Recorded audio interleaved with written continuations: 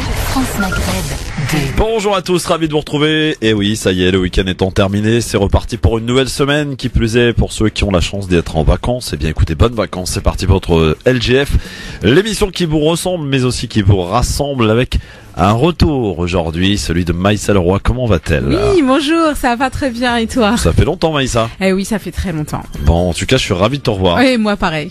Bon, jusque 18h sur France Maghreb 2, avec plein de choses à évoquer aujourd'hui. Ouais. Et tu n'as, je suppose en tout cas, rien perdu de ton verbe.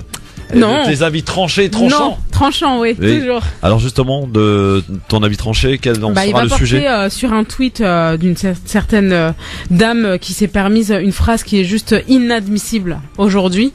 Et dont je vais parler tout à l'heure à propos de Rokia Diallo. Je suis juste choquée en fait. Ouais. Eh bien on en reparlera tout à l'heure. Ouais. Un petit coup de cœur, je suppose. Oui. Ah, très bien. Un petit groupe de musique. Ah, bien, ouais. Bien, très bien. On en reparlera donc tout à l'heure. C'est parti pour votre LGF, messieurs dames, 01 40 33 9000 avec un rendez-vous que t'as peut-être pas découvert, tu connais peut-être pas encore puisqu'il vient de démarrer la semaine dernière, qui s'appelle DLM. C'est une rubrique humoristique. On tente de déradicaliser les médias au travers de propos, de sorties islamophobes, racistes, bon, ça. Il y a du travail en plus, hein. Ah oui, il y a de quoi faire. Hein. C'est vraiment purement de l'humour. Ouais. Hein, et on essaie quand même pour retrouver j'allais dire retrouver un certain vivre ensemble, ouais. De déradicaliser tout cela. Et le gagnant en titre, hein, c'est Mohamed Sifawi, Cher Sifawi, qui sera affronté aujourd'hui à Céline Pina. Ça sera à vous donc de décider à qui il faudra prescrire une ordonnance d'urgence, à qui il faudra peut-être mise une quarantaine de 24 heures supplémentaires. Mohamed Sifawi a affronté donc à Céline Pina tout à l'heure sur France Maghreb 2. Juste avant, évidemment, et juste auparavant, le zapping et les quelques sujets. Donc voici le sommaire pour aujourd'hui. Le Grand Forum avec Christophe Roux sur France Maghreb 2. Au programme de ce Grand Forum et pour ce lundi, promettant des révélations sur les associations musulmanes, sur l'islamisation de la France, un journaliste israélien, Bernard de la Villardière, israélien, a sorti un reportage qui montre une réalité beaucoup moins anxiogène que l'on le laisse penser. C'est ce que nous verrons tout à l'heure. Nous parlerons aussi de la Palestine et du mouvement BDS qui, vous le savez, appelle aux sanctions contre Israël et nommé pour le prix Nobel de la paix 2018. Et puis nous parlerons aussi de la deuxième prise de parole de l'épouse de Tariq Ramadan. Tariq Ramadan qui, vous le savez, a été hospitalisé depuis vendredi soir. La question LGF, Yémen, une guerre oubliée en France. Pourtant, sa responsabilité est lourde dans ce conflit sanglant via la vente d'armes réalisée à la coalition saoudienne. La France est-elle complice selon vous? C'est la question à laquelle vous répondez, que l'on vous pose aujourd'hui sur Facebook France Maghreb 2 ainsi que sur Twitter LGF officiel. Et pour terminer tout à l'heure, une bonne dose de libertad. LGF, le Grand Forum, merci d'être avec nous avec Maïssa Leroy et vous, chers amis auditeurs. 01 40 33 9000, je vous rappelle cette information qui vient de tomber, dont on attend, cela dit, plus de détails concernant une expertise médicale qui déclare que l'état de santé de Tariq Ramadan serait compatible avec une incarcération. Ce qui est assez étrange puisqu'on rappelle quand même que selon l'épouse de Tariq Ramadan, le médecin de Fleury-Mérogis, la prison dans laquelle il est incarcéré, déclare que son état est incompatible avec une incarcération. Tariq Ramadan, qui a été d'ailleurs transporté à l'hôpital ce vendredi soir, il est atteint de 2 maladies graves qui nécessitent un traitement. Et donc voilà, pour les informations peut-être à suivre. Donc concernant cette affaire qui quand même pose bien des questions. Très étrange. Alors, avant de parler de la question du jour, on va parler du Yémen et de l'implication, de la complicité de la France. Pourquoi? Pas parce que la France vend des armes à la coalition qui mène la guerre au Yémen contre les Yéménites, à savoir les Saoudiens. Est-ce que selon vous la France est complice? Vous répondez dans un instant 01 40 33 9000 par le biais aussi du Facebook France Maghreb 2 ainsi que sur Twitter. Pour répondre à cette question donc, le zapping, ma chère Maïssa et auditrice auditeur. On va commencer donc avec le coup de gueule du sénateur maire Jean-Claude Gaudin contre l'équipe du 20h de France 2. Écoutez plutôt. Mais cette bonhomie du maire LR de Marseille disparaît immédiatement quand on aborde le sujet qui fâche. Allez, venez en voiture avec moi. Monsieur le maire, qui pourrait succéder à la mairie de Marseille? Merde. Merde. Pourquoi vous n'avez pas répondu? Et vous venez de Paris pour ça? Alors que nous fêtons les traditions. Allez, j'ai encore 2 ans. Venez. C'est pourtant lui qui a ouvert sa succession il y a 3 semaines lors de la cérémonie des vœux à la presse. En 2020, je ne me représenterai pas. Et sur le Vieux-Port, plusieurs noms circulent déjà. Renaud Muselier, le président LR de la région. Jean-Luc Mélenchon, le nouveau député. Les sénateurs marseillais FN et PS. Mais un homme aurait sa préférence, le ministre macroniste Christophe Castaner, ancienne tête de liste au régional en PACA, l'intéressé dément à demi-mot. Voilà, Jean-Claude Gaudin, quelque peu énervé lorsqu'on lui parle de sa succession. Bah oui, ce sont des gens qui sont au pouvoir depuis un certain temps. Trop longtemps, hein. C'est de la monarchie là, c'est plus. Bon, en tout cas, Gaudin, on sait qu'il a pas la langue dans sa poche, hein, l'ami Gaudin. Maire de Marseille, effectivement, pendant encore 2 ans. Séquence émotion maintenant dans ce zapping, messieurs dames, dans les moments qu'il ne fallait pas rater ou pas d'ailleurs à la télévision durant ce week-end. Ça tombe bien, Maïssa l'a pas, donc c'est séance de rattrapage la télévision. C'est ça. Séquence émotion donc, c'était samedi soir dans On n'est pas couché. L'invité Grand Corps Malade, interprète de son nouvel album, le 6e album d'ailleurs. Le titre c'est Dimanche soir, ce qui provoque une certaine émotion, notamment chez Bruno Solo qui était également présent sur le plateau. C'est beau, non, Maïssa? Totalement magnifique. Moi, je suis une grande fan de Grand Corps Malade, donc. Le film, il paraît qu'il est pas mal. Hein. Oui, je l'ai vu. Oui, ah je l'ai vu. Il est très très bien. Franchement, j'ai bien aimé. 4 nominations aux Oscars. Ah oui, j'ai vraiment bien aimé. Hein. Franchement, il est bien, il est drôle, il est attachant. Il y a le scénario, il est cool. Non, franchement, en fait, on rentre dans le monde finalement de l'infirmité et on pense quand on le côtoie pas de près que c'est pas un monde comme les autres et finalement les humains ont les mêmes. Enfin. D'autres problématiques, mais ont les mêmes problématiques au niveau émotionnel. Voilà, c'est très beau. Rubrique coup de gueule maintenant. Une journaliste de France 3 dénonce le fait qu'elle ait été empêchée d'accompagner le Premier ministre Édouard Philippe lors de sa visite à L'Oréal. Écoutez plutôt. Vous savez ce que c'est ça? Ce petit bout de plastique? Ça n'a l'air de rien. Eh bien, c'est ma carte de presse. Grâce à elle, je fais tous les jours des reportages. Je rends compte de ce que j'ai vu sur le terrain. Mais aujourd'hui, à Lassigny, eh bien, elle ne m'a servi à rien. J'étais censée vous raconter la visite d'Édouard Philippe chez L'Oréal, problème sans pouvoir y assister. Alors oui, mes collègues caméramans et preneurs de son ont tourné les images que vous allez voir, mais pas de chance, il n'y avait de place ni pour moi, ni pour mes questions dans le pool autorisé par Matignon à suivre les pas du Premier ministre. C'est vrai que les ateliers sont un peu exigus, l'entreprise ne fait que 45 000 mètres carrés. Mais qu'à cela ne tienne, L'Oréal avait tout prévu. Ce joli livret sur papier glacé avec plein de photos de rouge à lèvres et de shampoing à l'intérieur qui m'explique, je reprends mes notes, que L'Oréal est un modèle d'excellence sociale et sociétale qui contribue au rayonnement économique de la France dans le monde. Certes. Moi, j'aurais bien aimé savoir comment les 475 salariés de Lassigny voient leur avenir au-delà de ces annonces. Ils travaillent aujourd'hui de plus en plus avec des cobots, des robots collaboratifs. C'est évidemment un progrès technique, mais c'est aussi, selon les syndicats, une source de stress et d'isolement plus grand. Alors oui, l'usine de Lassigny dispose d'un très grand savoir-faire. Oui, elle exporte dans le monde entier. Et oui, la majorité des salariés étaient sans doute très fiers de présenter tout cela au Premier ministre. Mais rappelons ce qu'est un reporter étymologiquement. C'est celui qui rend compte de ce qu'il a vu. Hors de cette visite, je n'ai rien vu. Matignon et le groupe L'Oréal verrouillent tout. Cela s'appelle de la communication, pas du journalisme. De la communication pour cette journaliste, Maïssa. C'est exactement ça. Hein. C'est tout verrouillé, tout est contrôlé, tout est filtré. On donne juste ce qu'il faut comme info, mais il faut pas donner l'intégralité. Mais en attendant, c'est ce qui se passe dans toutes les chaînes de télé. Ouais.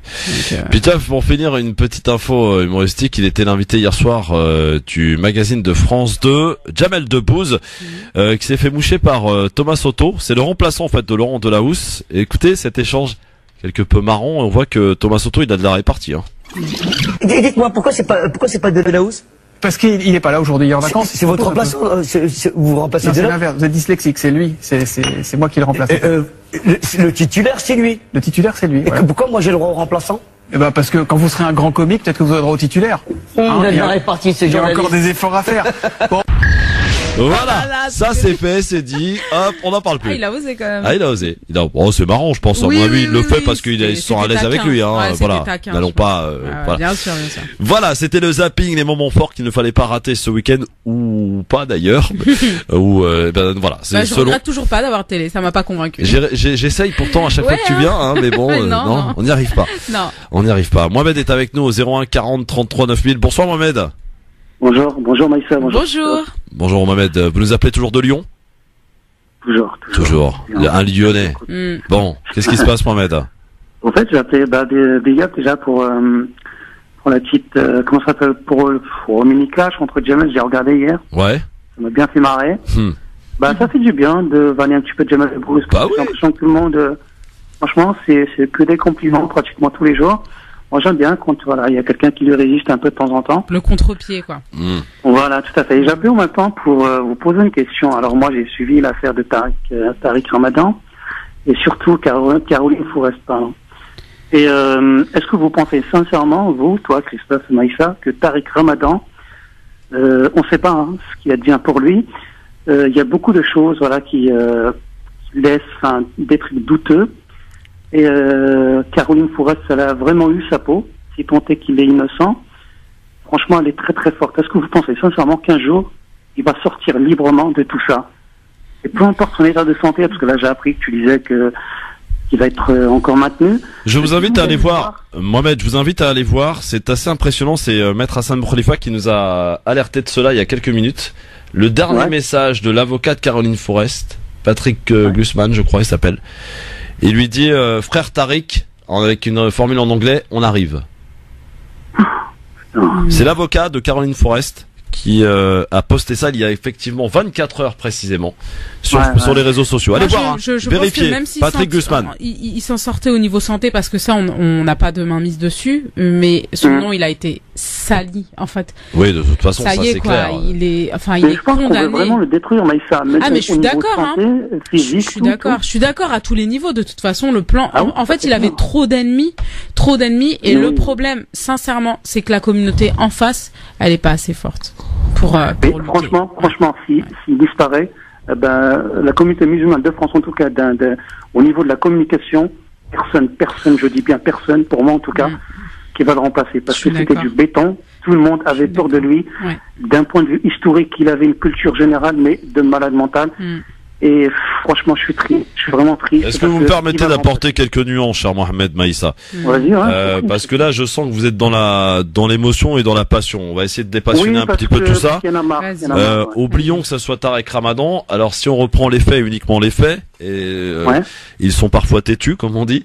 Les faits, c'est que pour l'instant, la présomption d'innocence de Tariq Ramadan n'est pas respectée. Voilà. Ça pour le coup, qu'il y a collusion concernant les présumées victimes. Après sur le fond, on ne peut pas se mettre à la place de la justice et attendons le procès, c'est la justice qui décidera.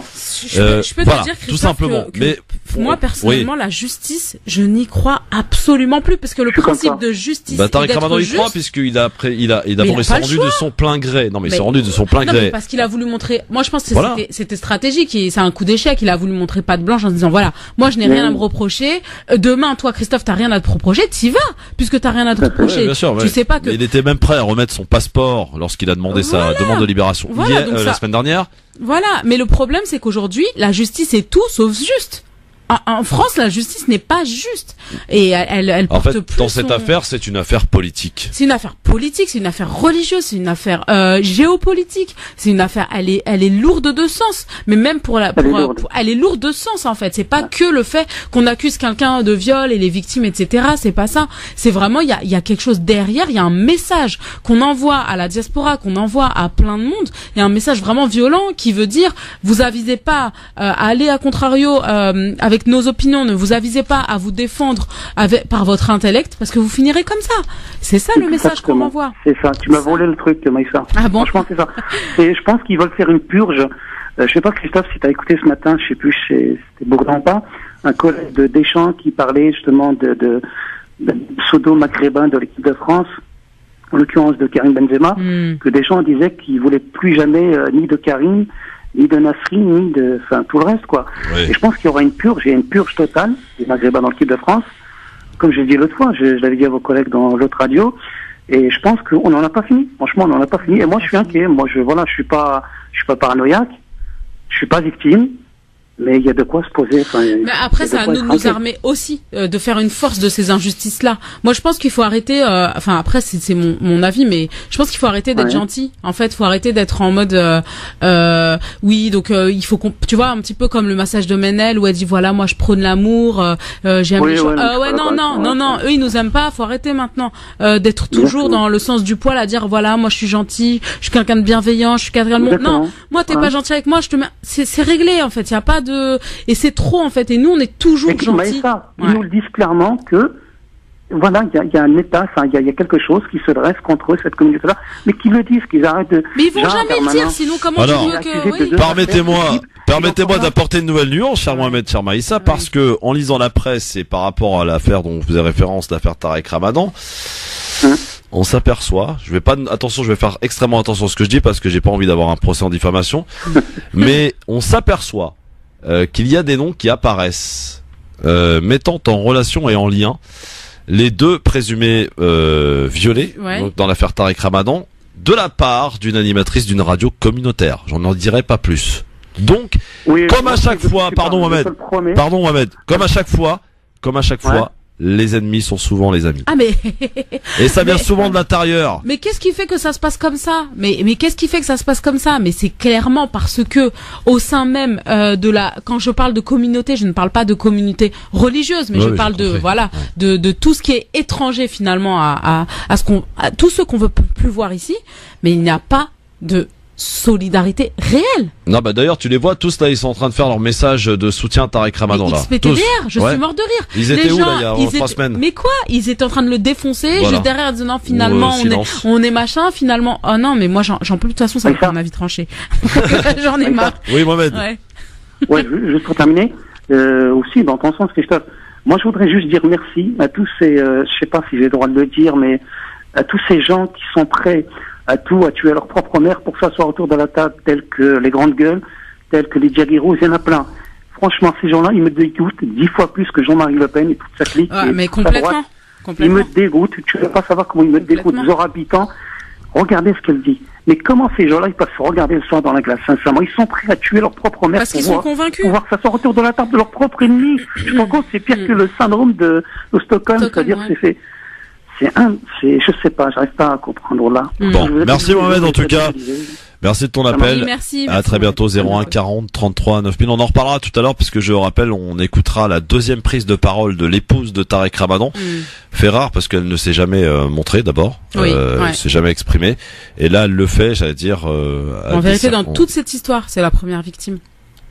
Oui, parce qu'elle a rien demandé, elle est partie. Oui, les enfants, mais je veux dire, c'est la première victime. Elle a dû porter toute sa vie plein de choses par rapport au rôle de son époux, etc. Et puis aujourd'hui, elle a encore le revers de la médaille qui lui tombe dessus. Mais en fait, dans cette histoire, ce que j'ai vraiment envie de faire passer comme message, c'est qu'on ne défend absolument pas Tarek Ramadan. Ah non, sur du les tout, faits c'est l'injustice qu'on qui est en lui train de soit défendre. reproché, parce que ça, c'est pas à nous ni voilà. Comment? L'injustice qui est un défaut. Qu'est-ce que je veux dire? C'est pas grave. En tout cas, pour les faits qui lui sont reprochés, c'est pas à nous de le déterminer. Ça, c'est clair. Voilà. Donc c'est à l'enquête de faire son travail. Mais ce qu'on dénonce, c'est ce que je trouve écœurant, c'est que tout le monde s'est fait le juge de Tarek Ramadan, c'est-à-dire tout le monde a dit oui mais moi j'ai déjà entendu des filles oui mais moi nanani, mais moi nanana, mais il y a pas de rumeur sans au moins un soupçon de vérité, blablabla, mais tout le monde s'est fait l'avocat de mais vous êtes pas là pour ça en fait. Et puis on évoquait aussi vendredi, on a cherché dans toutes les affaires de présumés viols. Jamais une personne n'a été incarcérée. Jamais. Voilà. Jamais. Je vous donne juste Frédéric Aziza, tiens, le journaliste vedette de LCP qui avait été accusé par une collaboratrice d'LCP. Eh bien, c'est elle qui a démissionné. Lui, normal, il a été réintégré. Gérald Darmanin, viol classé sans suite. Ouais. Normal. Est-ce que tu savais que 95% des affaires de viol sont classées sans suite? Oui, ça, oui. Pour les plaintes. Oui. Donc là, on en fait tout un pataquès parce que c'est lui. Donc il y a de l'injustice encore une fois. Après, encore une fois, voilà, c'est cette présomption d'innocence qui n'est pas respectée le concernant. Tout à fait, tout à fait. Et voilà, en plus moi personnellement, j'ai pas beaucoup de liens avec Tariq Ramadan, mais on défend en tout cas la présomption d'innocence, la dignité d'un homme. La dignité d'un homme, c'est l'être humain qu'on défend. C'est pas le docteur, le professeur ou le religieux qui l'a pu être. C'est l'être humain tout simplement. En plus, il est malade, il a des droits. Bah voilà. Voilà, voilà, tout à fait. Bon, je vous rappelle cette info qu'on va détailler parce qu'on attend plus d'éléments quand même. Hein. C'est sur le site Morandini, Jean-Marc Morandini qui sort cette info, comme quoi, selon une expertise médicale, l'état de santé de Tariq Ramadan est compatible avec une incarcération. Voilà, ça a été lancé à 16h02. Ils vont le tuer. Franchement, ils vont. En fait, le problème qu'il y a, c'est que au départ, cette affaire, on avait pas mal de questions à se poser, et puis aujourd'hui ils sont en train, si vous voulez, de le transformer en victime et limite en martyr, j'ai envie de dire. Oui, mais qu'est-ce que ça prouve? Oh, mais qu'est-ce qu'on va faire derrière? Franchement, quand bien même ça arriverait, qu'est-ce qu'on va faire? 3 posts et puis c'est réglé? Tu vois, 3 trucs sur les réseaux sociaux et puis c'est réglé. Qu'est-ce qu'il va y avoir vraiment comme action? C'est comme l'histoire de Théo, c'est comme l'histoire, tu vois, c'est encore des victimes. Moi, je les mets au même statut, tu vois. C'est des personnes qui sont victimes et qui n'ont pas le même traitement, en fait, que tout le monde. Regarde, Nordal, là, le gars. Le gars, il a été, j'ai fait une petite crise d'angoisse, il a été hospitalisé, j'ai envie de dire, normalement, c'est ces personnes-là qui on devrait pas être justes. Mais non, moi je suis indignée, franchement. Allô, bonsoir. Ah, bonsoir, je suis à l'antenne. Oui, Antoine, donc, quel est votre prénom, chère madame? Oui, bonjour Christophe, bonjour Maïssa, je sais plus le prénom. Maïssa. Enchantée, je suis Rim, j'habite à Lausanne. Bonjour Lausanne, bonjour Rim. Bonjour la Suisse. Bonjour. Oui, je vous écoute tous les jours, dès 4 heures, je vous écoute. Ah, cool. Et puis, vous me l'avez enlevé de la bouche sur le sujet de Nordal. Lui, il a eu un petit malaise ou une crise d'angoisse et on le met tout de suite à l'hôpital. En psychiatrie, alors que Tariq Ramadan, comme vous l'avez dit tout à l'heure, il s'est présenté de lui-même pour vraiment approfondir l'enquête, je pense. Et là, c'est, pour moi, je suis écœurée de la justice. J'ai l'impression qu'on nous dit, comme dans la Révolution française, on met sa tête sur un piquet et il nous montre, pour la communauté musulmane, regardez, si vous voulez une leçon qu'on essaye de donner. Attention ce qui vous attend. C'est ce que c'est l'impression que j'ai, parce que quand je vois tous les autres politiques qui ont été quand même accusés, on va faire la présomption d'innocence, parce qu'eux, ils ont droit, de viol, ils sont encore en poste. Même Georges Tron, quand même, je pense qu'il est encore en procès, il va être aux assises, il est jugé en assises pour viol, et il est encore en fonction, il peut parler librement. Non, mais c'est-à-dire qu'il touche quand même l'argent de nos impôts. Exactement. Non, mais je veux dire, voilà, comme tout à l'heure, vous avez parlé de Morandini. Alors lui, il est à la télé, alors qu'il y a pas longtemps, on l'avait accusé de, on va même pas dire pédophilie, mais presque. Presque. Des mineurs. Alors, comme vous l'avez précisé, Théo, pareil, on retourne tout contre lui. J'ai l'impression que c'est un on nous fait un signal. Regardez, je sais pas. Attention, oui. Moi, je pense que ce sont des menaces en fait. C'est vraiment des menaces dès qu'on voit qu'il y a des personnes qui. L'affaire Ménel a été une affaire qui a déclenché pas mal de signaux quand même. Bah tant mieux, au moins on se réveille. Maintenant il faut se réveiller. Franchement, il y en a eu combien? Attends, je suis désolée, mais il y en a eu combien des affaires Ménel? Il y en a eu plein. Et d'accord, elles sont pas passées par The Voice, mais il y en a eu plein. Il y en a eu plein des comme ça, des buzz comme ça de personnes qui sont qui sont voilées ou qui sont autres ou de la communauté de la diaspora, peu importe. Et puis qui passent au moment du buzz et puis c'est réglé. Même Ménel dans une année, enfin dans quelques mois, c'est fini. Et il y aura pas de changement. Même pire, jamais ils ne reprendront une fille en turban. Jamais. Parce que ils ont vu que ça avait ils ont vu que ça avait fait quand même pas mal de retournements de situation, que les fachos se sont réveillés, etc. Bah du coup derrière, qu'est-ce qui se passe? Bah ils en prendront plus jamais. Ils vont l'arrêter. Il y a une fille qui chante en arabe aussi. Hein. Mais moi je trouve ça quand même écœurant, c'est qu'il y a la liberté de parole, on prône la haine dans les plateaux qui se transforment en tribunal, comme le monsieur que j'ai écouté, les grandes gueules, etc. C'est normal, on discute, on condamne, on accuse, on critique, on nous stigmatise. Pas forcément. Il y a d'autres dans les journaux. Moi, je lis beaucoup dans les journaux, le Parisien, les commentaires, aussi dans les dans les plateaux de télé, que ce soit pour la jeunesse ou pour le grand public. Alors moi, comme la dernière fois, j'ai écouté Sifa, oui, moi tout de suite, ce que j'ai fait, j'ai signalé au CSA. Moi, je pense que tous les auditeurs de confession musulmane, ou même pas du tout, ou arabes, qui se sentent dérangés par entendre un peu vexantes, humiliantes, on déclare au CSA, tout simplement. Qui est d'ailleurs toujours le gagnant du DLM, mais tout à l'heure, il sera peut-être détrôné par Céline Pina, on verra. En tout cas, merci beaucoup Rim depuis Lausanne, en Suisse. À bientôt. Bon courage. Au revoir. Allez, dans un instant, on va parler un peu de la question du jour. Est-ce que la France est complice sur le massacre, que dis-je, le génocide perpétré au Yémen contre la coalition, par la coalition arabe, parce que la France vend des armes à cette coalition arabe. Alors, est-ce qu'elle est complice selon vous? Vous répondez à cette question sur France Maghreb 2 sur Facebook, ainsi que sur Twitter LGF officiel, et en nous appelant bien sûr au 01 40 33 9000. À suivre aussi, et on va parler de Rokhaya Diallo dans La vie tranchée de Maïssa Leroy tout de suite. En direct sur France Maghreb 2 pour la suite de votre émission jusqu'à 18h avec Maïssa Leroy qui est avec nous aujourd'hui sur France Maghreb 2. Et voici La vie tranchée. Ça fait bien longtemps qu'elle n'est pas venue nous rendre visite, Maïssa Leroy. Exact. Et l'occasion nous en est donnée donc de redécouvrir ses avis tranchés. Aujourd'hui, elle va nous parler de Rokhaya Diallo. Oui, alors... Avec jingle. Ah oui, bah oui.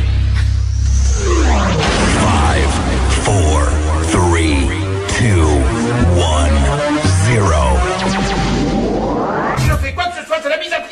Alors piétinez-moi, allez-y. Donc Rokhaya Diallo par rapport à un tweet, ma chère Maïssa. Exactement. Alors Rokhaya Diallo a dit, je cite, « Aujourd'hui on a des femmes qui, pour des raisons religieuses, choisissent de masquer leurs cheveux et on remarque que cela irrite comme si le corps des femmes devait toujours être à disposition. » En fait, la pensée de Rokhaya Diallo, son message est clair. Elle dit non pas je suis pour ou contre le voile, elle dit je suis pour que les femmes s'habillent comme elles ont envie de le faire, la liberté fondamentale. Ok ? Et on a une femme qui s'appelle Fatia Boujalat qui a dit, et je suis extrêmement choquée par ces termes-là parce que je pense qu'on se rend pas compte en fait, vu qu'aujourd'hui on a constamment ce genre de phrases choquantes qui viennent, qu'on a une désensibilité qui nous permet plus de voir la gravité des propos. Elle a dit, je cite, « Avis à tous les prédateurs comptabilisés par de As, Rokhaya Diallo est un corps à votre disposition. » Je crois qu'on se rend pas compte que c'est un appel au viol. Et j'espère vraiment que Rokhaya Diallo va porter plainte parce que c'est très très grave. Et justement, je voulais citer en même temps le code pénal par rapport à ce genre de fait-là parce que c'est très très très très grave. En gros, rappelons que l'article 24 de la loi du 29 juillet 1881 seront punis de 5 ans d'emprisonnement et de 45 000 € d'amende ceux qui, par l'un des moyens énoncés à l'article précédent, auront directement provoqué, dans le cas où cette provocation n'aura pas été suivie d'effet, à commettre l'une des infractions suivantes: les atteintes volontaires à la vie, les atteintes volontaires à l'intégrité de la personne et les agressions sexuelles, définies par le livre 2 du Code pénal. Je crois qu'on se rend pas compte, mais aujourd'hui, je pense qu'il y a une banalisation de la violence, de la communication, où dès qu'une personne, je veux dire, elle a dit, qu'est-ce qu'elle a dit? Elle a juste dit, je suis pour que les femmes s'habillent librement. Quel est le mal à ça? Est-ce qu'on a le droit aujourd'hui de proposer en fait le corps d'une personne pour les pires prédateurs parce qu'elle a dit je suis pour la défense des droits de la femme? En fait, tout simplement, est-ce que c'est normal qu'aujourd'hui dans notre société en 2018 où on prône le féminisme blablabla, qu'il y ait une femme qui ose parler comme ça? Je suis vraiment choquée en fait. C'est même pas, je trouve ça très très grave parce qu'on banalise ça et demain on va autoriser, dès qu'une personne va venir et va dire voilà, bah moi je défends la liberté de chacun à être ce qu'il a envie d'être, bah en fait on va l'envoyer où? Demain, ça va être quoi la suite? On va l'envoyer où? On va l'envoyer à la fosse aux lions? On revient en arrière en fait. J'ai vraiment l'impression qu'on revient en arrière quand on appartient à une idée, à une cause, à une idéologie de liberté. Bah forcément, c'est un ennemi pour la société générale. Alors que au contraire, je pense qu'elle a aujourd'hui, il y a un vrai problème. Il y a un problème au niveau de la communication politique générale. C'est-à-dire que là aujourd'hui, les médias, la propagande qui est faite, l'histoire de Menel, l'histoire de Tariq Ramadan, l'histoire de Théo l'année dernière, l'histoire d'Adama Traoré, l'histoire de toutes ces victimes, mais qui sont, grâce aux réseaux sociaux, connues. on est en train de se rendre compte en fait qu'il y a une banalisation claire et nette, une séparation il y a une banalisation de la violence vis-à-vis des minorités qu'on appelle minorités, qui sont maintenant majorité. Il faut arrêter, hein. On fait partie de la France et on est là qu'on le veuille ou non. Mais aujourd'hui, on a envie de les pointer du doigt et de faire, comme je disais tout à l'heure, comme avec l'affaire de Tariq Ramadan. Attention, si vous êtes intelligent, si vous avez la joute verbale, si vous avez tous ces acquis intellectuels, regardez ce qu'on vous propose comme fin. Et c'est la même chose pour tout le monde finalement, qu'on soit intellectuel, qu'on soit jeune, qu'on vienne de cité, qu'on vienne de Paris, peu importe d'où on vient, à partir du moment où on a un message qui est différent de l'autre, et ben ça y est, on nous pointe du doigt et on se permet, il n'y a pas de punition par rapport à ça. Et moi je suis vraiment choquée de ce qui se passe, Christophe. Sincèrement, quand je vois ça, c'est un appel au viol en fait. Et une femme qui est contre le voile pour la soumission que cela soi-disant implique, et ben propose carrément un appel au viol à une femme qui défend d'autres femmes dans la pluralité, etc. Et je suis vraiment choquée. Et aujourd'hui, ça montre quoi? Ça montre que finalement, eh bien, on ne fait pas peur. Ça montre que finalement, on n'a pas de poids. Ça montre que finalement, on a envie de nous laisser tout en bas. Ça montre que on ne veut pas nous intégrer. Et je vais terminer là-dessus. Il faut arrêter de me parler d'intégration. Maintenant, j'ai envie de renvoyer la question et de leur dire, et à vous, à quand l'acceptation? Voilà.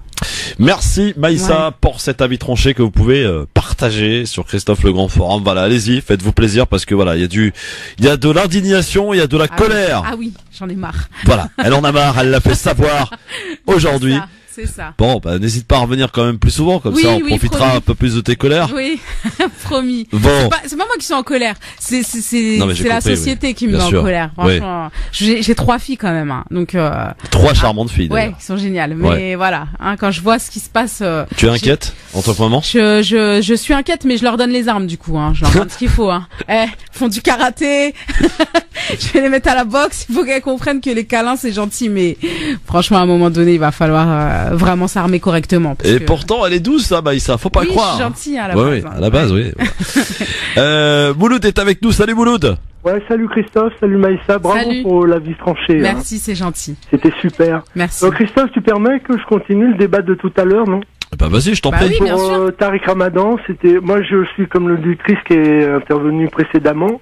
Moi, je suis indigné, je crois plus à la justice en France, aux 2 poids 2 mesures.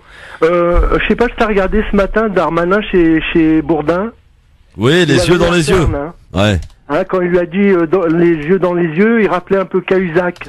Oui, c'est ça, exactement. Il y a un avocat je l'ai entendu hier, qui disait que l'affaire classée sans suite, ça veut pas dire que les faits ne se sont pas déroulés. Exactement. Oui, ça c'est clair. Mais je voulais, je sais pas si t'es au courant. Mais à l'époque de l'affaire Darmanin, il y avait la garde des Sceaux, la ministre de la Justice, qui a pris fait et cause pour Monsieur Darmanin. Oui. Voilà. Et l'enquête préliminaire qui est intentée contre Monsieur Darmanin, elle a été faite par le parquet de Paris. Est-ce que tu sais quelle est l'autorité directe du parquet de Paris? Vas-y, dis-nous. C'est la garde des Sceaux. Voilà. Nicole Belloubet, je crois. Hein. C'est Nicole Belloubet. Il y a un système. Voilà. Il y a un système. Et puis il y avait aussi la clameur à l'Assemblée nationale où tous les députés LRM qui étaient levés comme un seul homme pour acclamer M. Darmanin. J'avais été choqué, quoi. Ça avait été dénoncé dans un avis tranché de Nadia Lazouni la semaine dernière, manière un peu théâtrale. Pour aller le revoir aussi en vidéo, il était pas mal. Mais tu sais que maintenant dans les rangs, enfin en off, dans les rangs de la République en marche, concernant M. Darmanin, ils sont plus aussi sûrs que parce qu'il reste la 2e plainte. Hein. Oui, moi, je te dis, Christophe, je te le dis à l'avance, la 2e plainte, elle va être classée sans suite. Bah écoute, on verra bien. Merci beaucoup. Et sinon, tu as parlé de Monsieur Aziza. Oui. Tu sais qu'il y a une crise au sein de la rédaction de LCP. Oui, absolument. Il y a une motion de défiance qui a été engagée parce que ce que tu disais, Christophe, le drame dans cette histoire, c'est que la victime qui a dû démissionner. Et à l'époque, Madame Elisabeth Lévy, avait parlé quelque part d'antisémitisme. Parce qu'il s'agissait de Monsieur Aziza, tu vois, là on en est. Mais moi, j'y crois plus. C'est malheureux pour la justice en France, mais j'y crois plus du tout. En fait, il y a une justice pour les ministres et les riches, et il y a une justice pour les pauvres. Et là, c'est criant, ça devient trop criant, quoi. Bon, Voilà. Merci Mouloud, à bientôt. Merci de ton appel, 01 40 33 9000. Cette question du jour, tiens, je vous la rappelle parce que on parle du Yémen et de cette guerre oubliée en France. Et pourtant, la France n'y est pas étrangère puisqu'elle vend des armes à la coalition de l'Arabie Saoudite qui bombarde le Yémen. Du coup, la question elle est toute simple, je vous la pose moi. Est-ce que la France est complice, Maïssa? Selon toi, vous répondez, vous êtes majoritairement dire oui sur Facebook avec 85% de votants à dire oui que la France est complice. Idem d'ailleurs sur Twitter, vous continuez de voter. France Maghreb 2 ainsi que sur Twitter LGF officiel. Maïssa? Bah oui. La France est-elle complice? Évidemment. Oui. Évidemment, à 100%. Un pays qui est en crise. Je vais pas aller lui donner de quoi s'entretuer quand même et après dire ah mais non mais moi je lui ai juste donné des armes, après lui il fait ce qu'il veut. C'est pas comme ça que ça se passe en fait. À un moment donné, faut prendre ses responsabilités aussi. Je veux dire la France elle a pas patte blanche hein, franchement, elle est là de tout ce qui lui arrive, il y a un état de crise qui est là et je comprends pas ce qui se passe mais c'est très très chaud vraiment, ça ne fait qu'aller de mal en pis et sincèrement je sais moi je suis plus rassuré quoi, je suis plus bien ici. Abdel. Oui, bonjour Maïssa. Alors Maïssa, je suis d'accord avec toi. Oui. T'as fait une erreur comme la plupart des chroniqueurs qui défendent les gens qui sont de notre génération et qui ont des parents immigrés. T'as fait une erreur, c'est de dire alors, il faut plus le répéter, je lance un appel à tout le monde. Vas-y. Quand tu dis, ils doivent nous intégrer, ils doivent nous accepter. En disant ça, tu les désignes comme les chefs. J'ai pas dit doivent nous accepter, j'ai pas dit doivent nous intégrer. J'ai dit ils nous parlent d'intégration. Non, mais j'ai mon temps illimité. Ouais. T'as tout le temps de développer après. Ouais, c'est vrai. Christophe, il est aux aguets en plus. Maintenant, ça veut dire qui ils sont pour que, ils nous acceptent. Et si c'est nous qui leur demandons, c'est à nous de vous accepter. Faut arrêter de dire, il faut nous accepter, il faut nous intégrer. Et quand moi quelqu'un me dit, par exemple, sale arabe, ah bah je lui dis sale français. Si un français me dit sale arabe, je lui dis sale français. S'il me dit t'es pas chez toi, je lui dis bah prouve-moi que toi tu es chez toi. C'est coup pour coup. La minorité, elle n'est plus la minorité. C'est fini la minorité qui disait nous sommes chrétiens aux yeux bleus, aux yeux blonds. La France est multiculturelle. Ouais. On est une majorité, on est tout mélangé. C'est fini le rêve, la minorité qui se disait nous sommes des chrétiens aux yeux bleus, aux blonds, nous commandons, nous sommes les chefs. C'est terminé. Aujourd'hui, il y a des juges musulmans, il y a des pompiers musulmans, il y a des policiers musulmans, il y a des préfets musulmans. Un arabe à carte d'identité française peut être capitaine et mettre les menottes à un français chrétien aux yeux bleus, aux cheveux blonds. Ça existe, c'est ça qu'il faut leur faire comprendre. Il faut leur faire comprendre que nous sommes dans tous les corps d'État en France, comme tout le monde, et l'intégration, elle est faite depuis déjà 50 ans, et de dire acceptez-nous, ça veut dire que tu les désignes comme les chefs. Non, alors là, pas du tout. Et je te renvoie la question, qui sont eux pour dire on doit vous intégrer? Nous aussi on veut les intégrer. Vous acceptez la France multiculturelle ou vous n'êtes pas français? C'est comme ça qu'il faut leur répondre. Oui, mais le problème c'est que moi, même si moi je me considère française, je suis complètement d'accord avec toi Abdel, mais le problème c'est que même si moi je me considère vraiment à 100% en tant que française, je suis née ici, j'ai grandi ici, j'ai mangé Hélène et les garçons, Beverly Hills et compagnie, donc j'ai mangé français, voilà, c'est et en fait c'est pas très français, pardonne-moi. Ouais, je sais, mais bon, hein, ça a passé au Club Dorothée, donc je crois, bref. Et en fait le fait qu'on me renvoie tout le temps ce truc d'intégration parce que physiquement je suis différente, c'est eux qui me le renvoient moi, mais c'est pour ça. Non mais c'est pour ça que je termine. Non mais moi c'est pour ça. Mais moi, c'est pour ça que je termine en disant, ne me parlez pas d'intégration, mais je vous pose la question, à vous l'acceptation. Moi, j'en ai rien à cirer, j'ai pas besoin de m'intégrer, j'ai pas besoin de vous montrer. Écoute-moi, quand tu leur dis, je vous pousse à vous l'acceptation, c'est-à-dire que tu le désignes en tant que chef du territoire, il doit t'accepter. Non, moi c'est pour qu'ils soient tranquilles. C'est pour qu'ils soient tranquilles dans leur tête. Écoute, tu es accepté d'office, il a pas donné son approbation pour t'accepter. Ah non, mais ça, je te rejoins complètement. Écoute, je n'ai pas besoin de ta décision, je n'ai pas besoin de ton autorisation pour être musulman. Je suis complètement d'accord. C'est mon pays, je suis ici, tu n'as pas à m'intégrer. Qu'est-ce que ça veut dire que tu as à m'intégrer? Est-ce que toi tu es intégré? Est-ce que je te demande si envers moi, toi, français chrétien aux blonds aux yeux bleus, tu es intégré? Est-ce que je te le demande? Non? Alors tu n'as pas à me le demander. Tu dis que je ne suis pas chez moi, moi je dis que tu n'es pas chez toi. Merci Abdel. À bientôt Abdel. Bonne soirée. Salut. Salut. Bon. Faites gaffe à ce que vous dites, hein. Les chroniqueurs sont de t'as plus en vu, plus observés. Oh là Faites là. gaffe. Les auditeurs sont au taquet. Au taquet. Voilà. 01 40 33 9000 en tout cas pour nous appeler de n'importe quel endroit vous vous trouvez, vous souhaitez réagir, vous faire entendre, et bien n'hésitez pas à le faire. On va accueillir d'ailleurs un nouvel appel dans un instant. Je vais vous parler quand même d'une affaire incroyable. Ça s'appelle le djihad silencieux. Est-ce que vous avez entendu parler de ce documentaire choc d'infiltration? La promesse donc est forte. Le journaliste israélien a affirmé qu'il s'était infiltré au cœur des mosquées qui prônent le djihad. Ce spécialiste a contesté des infiltrations dans les milieux musulmans extrémistes avait choisi pour l'accompagner le tristement célèbre Jean-Paul Ney, un abonné d'ailleurs aux fake news. La bande-annonce construite tel un film d'espionnage semblait promettre quelques belles révélations croustillantes. Début janvier, Jean-Paul Ney avoir obtenu des révélations parmi lesquelles des informations très sensibles sur le CCIF notamment auprès de, vous vous souvenez de cette affaire Sami Débat. Sami Débat qui était le président du CCIF, on y voit un responsable, ancien président du CCIF et ex-candidat d'ailleurs au législatif du côté de Sarcelles, qui avait été d'ailleurs qualifié pour le second tour au passage, accepter des fonds d'une organisation djihadiste. Dans la foulée, le principal intéressé avait dénoncé des méthodes de pieds nickelés qui tentent de se faire passer pour des journalistes d'investigation. C'est ce qu'il avait dit, hein, Sami Débat. Le reportage en plusieurs parties vient d'être diffusé en Israël, et le moins que l'on puisse dire est que le Bernard de la Villardière israélien a quelque peu survendu son film, notamment Sami Débat qui propose aux deux hommes voulant faire un don au CCIF de le faire par virement. Ne sera le plus gros scoop probablement du reportage. Concernant l'association, le journaliste israélien tente de décrédibiliser aussi le CBSP, qui est une association qui vient en aide aux Palestiniens. Lorsque le journaliste israélien demande à ses membres s'ils font des dons au Hamas, ils répondent par la négative. Lorsqu'ils les accusent de proximité avec l'UOIAF, ils les répondent: nous ne faisons pas de religion. Les seules révélations sont finalement les inventions sorties tout droit de l'imagination de Jean-Paul Ney, comme lorsqu'il décrit une vraie vague de soutien à Mohamed Merah, le terroriste de Toulouse, et puis évidemment le manque de sérieux de Jean-Paul Ney. Plusieurs personnalités quand même sont venues et ont participé à ce reportage, telles que notamment Alexandre Devecchio, journaliste au Figaro, ou encore Maître Collard, et puis aussi un avocat du Montbrial. Donc ces trois-là se sont laissés aller à quelques fausses informations.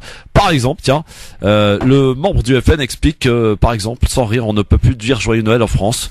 Pour le journaliste du Figaro Devecchio, il y a à Paris des rues interdites aux femmes à cause de l'islamisation rampante. Incroyable. Moi, j'aimerais que ce journaliste Devecchio nous dise dans quelle rue Maïssa Leroy ne peut pas aller à Paris. Mais j'aimerais vraiment qu'il le dise, parce que si c'est vrai, c'est inquiétant. Mais évidemment que ce n'est pas vrai. Donc voilà, un reportage qui promettait sensation, révélation et un truc croustillant au sein donc des milieux extrémistes à la française, ça fait cheat. Ouais. Voilà. C'est tout. Allô, bonsoir. Bonsoir. Bonsoir monsieur, quel est votre prénom? Mehdi. Mehdi, qui nous appelle d'où? Nanterre. Qu'est-ce qui se passe, Bonsoir. Mehdi? Bonsoir. J'aimerais rebondir à ce que disait Maïssa justement par rapport à l'intégration, tout ça. Eh bien, elle t'écoute, Maïssa. Oui. Elle est toute oui. Maïssa, franchement, elle a totalement raison, mais j'aimerais dire que on n'a pas besoin de s'intégrer. C'est eux qui l'ont pas intégré dans leur tête. Oui, c'est ça. L'intégration, ça fait. Quand on parle d'intégration, on parle de ceux qui arrivent. Quand eux ils parlent d'intégration, mais faut pas se sentir visé quand ils parlent d'intégration. C'est ça que j'aimerais lui dire. Faut pas se sentir visé. C'est pas nous, on doit pas se sentir visé. Ceux qui arrivent, oui, ils doivent s'intégrer. Mais nous, qui sommes nés en France, qui ont grandi en France, qui ont été à l'école française, nous c'est pas notre problème à nous, ça. Tout à fait. C'est eux qui l'ont pas intégré dans leur tête, c'est tout simplement. Non mais en fait c'est exactement ce que je veux mettre en lumière, c'est-à-dire qu'aujourd'hui on est tout le temps en train de nous rappeler ou d'essayer de nous rappeler les conditions. Peut-être pas pour vous, Maïssa. Non, mais je veux dire toutes les personnes. Je parle pas de moi forcément parce que vraiment Si, quand ils parlent de ça, ils parlent de ceux qui viennent d'arriver, mais nous, ça ne concerne pas. Nous, on est français. Non, mais on a le droit de s'exprimer, on a le droit de dire ce qu'on pense. Non, on a le droit de. Alors d'accord, on a tellement le droit de s'exprimer. Ok. On a le droit d'être pas d'accord. On a tellement le droit de s'exprimer que la petite Manel, elle est venue chanter, mais comme elle avait un turban sur la tête, ils l'ont évincée. Non. À un moment donné, faut. Non, mais ça fait partie. Regarde, au niveau de la culture, au niveau politique, au niveau sociétal, dans la globalisation, dans toute sa globalité. Aujourd'hui, clairement, on n'existe pas, en fait. Et même si on va exister, même au niveau culturel, par exemple, ou même si on va exister au niveau journalistique, ça va être des personnes qui vont nous taper dessus. Exemple, Mohamed Sifawi. Donc, il nous tape pas dessus. C'est nous, on sait pas se défendre. Ah non, mais ça c'est encore un autre débat. Ouais, c'est encore un autre débat. C'est encore un autre débat. Mais je veux dire, déjà, les on va premières le déradicaliser, vous inquiétez pas. Ouais, voilà. Mais déjà, les premières personnes qui sont visées, c'est tout ce système-là qui veut. Nous, on se sent tous intégrés. On n'a pas besoin de dire qu'on est intégré, mais c'est eux à chaque fois qui nous parlent. Mais c'est eux à chaque fois qui nous parlent, nous rabâchent sans cesse le fait qu'il faut qu'on s'intègre encore, alors que non. Moi personnellement, quand ils parlent d'intégration, ça me concerne pas. Ouais. Bon, merci Mehdi en tout cas merci pour ton appel. Merci beaucoup sur France Maghreb de rester avec nous. Le grand forum LGF avec dans un instant le DLM. On parlait de Sifawi, c'est le tenant du titre du DLM, celui qu'on a tenté de prescrire, à qui on a tenté de prescrire une ordonnance assez salée pour voir si justement on va pouvoir venir à bout de sa radicalité et le fait peut-être de préserver notre vivre ensemble. Évidemment, je précise que tout ça est de l'humour, bien entendu, et que nous allons lui mettre quelqu'un face à lui. Peut-être qu'elle va lui prendre sa place. Un cas qu'il va falloir s'occuper d'urgence. Céline Pina, vous connaissez, on a sorti le poids lourd pour Sifawi là, pour peut-être lui enlever ce titre. Céline Pina qui avait quand même une des propos absolument gravissimes, et en cherchant dans DLM, on s'aperçoit qu'il y a tellement de déclarations islamophobes, tellement de déclarations racistes, que je peux vous assurer qu'on est capable d'aller jusqu'à 3 ans de DLM sans problème. Allô, bonsoir. Ah, il est parti. Où elle est partie? 01 40 33 9000, bien sûr. Oh, tiens, on parlera du BDS qui est nommé pour le prix Nobel de la paix 2018. Ça ne s'invente pas. Je vous assure que c'est vrai. Et on parlera révélation avec la deuxième prise de parole de l'épouse de Tarek Ramadan. Nous avions écouté ici même la première prise de parole. La seconde, c'était aujourd'hui. Et on l'écoutera donc tout à l'heure, l'épouse de Tarek Ramadan qui s'exprime à nouveau sur le cas évidemment de son mari. À tout de suite sur France Maghreb 2, c'est le LGF, la suite dans un instant. France Maghreb 2, France Maghreb 2. LGF, le grand forum avec Maïssa Leroy sur France Maghreb 2. Je vous rappelle la question du jour aujourd'hui par rapport au Yémen et cette guerre oubliée, et sur le fait que la France n'y est peut-être pas étrangère puisqu'elle vend des armes à la coalition saoudienne qui bombarde le Yémen. Du coup, est-ce que la France, selon vous, est-elle complice de ces génocides, de ce massacre perpétré sur les Yéménites? Je vous invite juste à aller voir le reportage diffusé sur Envoyé spécial de Élise Lucet il y a il y a 2 semaines, un reportage sur le Yémen qui est vraiment absolument troublant, qui est rempli d'émotions. On y voit notamment une petite fille de 4 ans qui a absolument tout perdu puisque la coalition a bombardé sa maison. Elle était en train de faire de la balançoire, cette petite de 4 ans, et d'un seul coup, elle a perdu toute sa famille, parents, enfants, oncles, etc. Elle se retrouve toute seule. Voilà, c'est ce qui se passe aujourd'hui dans cette guerre qui est complètement oubliée, occultée par les médias français. Et pourtant, la France, qui n'y est pas étrangère, puisqu'elle vend donc des armes à la coalition, des Saoudiens qui bombardent le Yémen. D'où cette question. Vous répondez bien sûr sur Facebook France Maghreb 2, ainsi que sur Twitter LGF officiel. N'hésitez pas, bien entendu. Alors, avant de retrouver DLM et avant de parler de Tarek Ramadan, ou plutôt d'écouter la deuxième déclaration publique de l'épouse de Tarek Ramadan, on va accueillir un auditeur peut-être par ici. Allô, bonsoir. Oui, bonsoir Christophe, Nadera de Clermont-Ferrand. Bonsoir Nadera de Clermont-Ferrand, comment ça va? Ça va, et vous? Bah écoutez, ça va bien, on vous écoute Nadera. Merci, bonsoir à votre invité. Oui, on nous accuse souvent d'être, à partir du moment où on a une idée différente par rapport à ce qui se passe en France, on est forcément complotiste. Mais voilà, nous on le voit donc avec l'affaire Ibtissem, l'affaire Tarek Ramadan.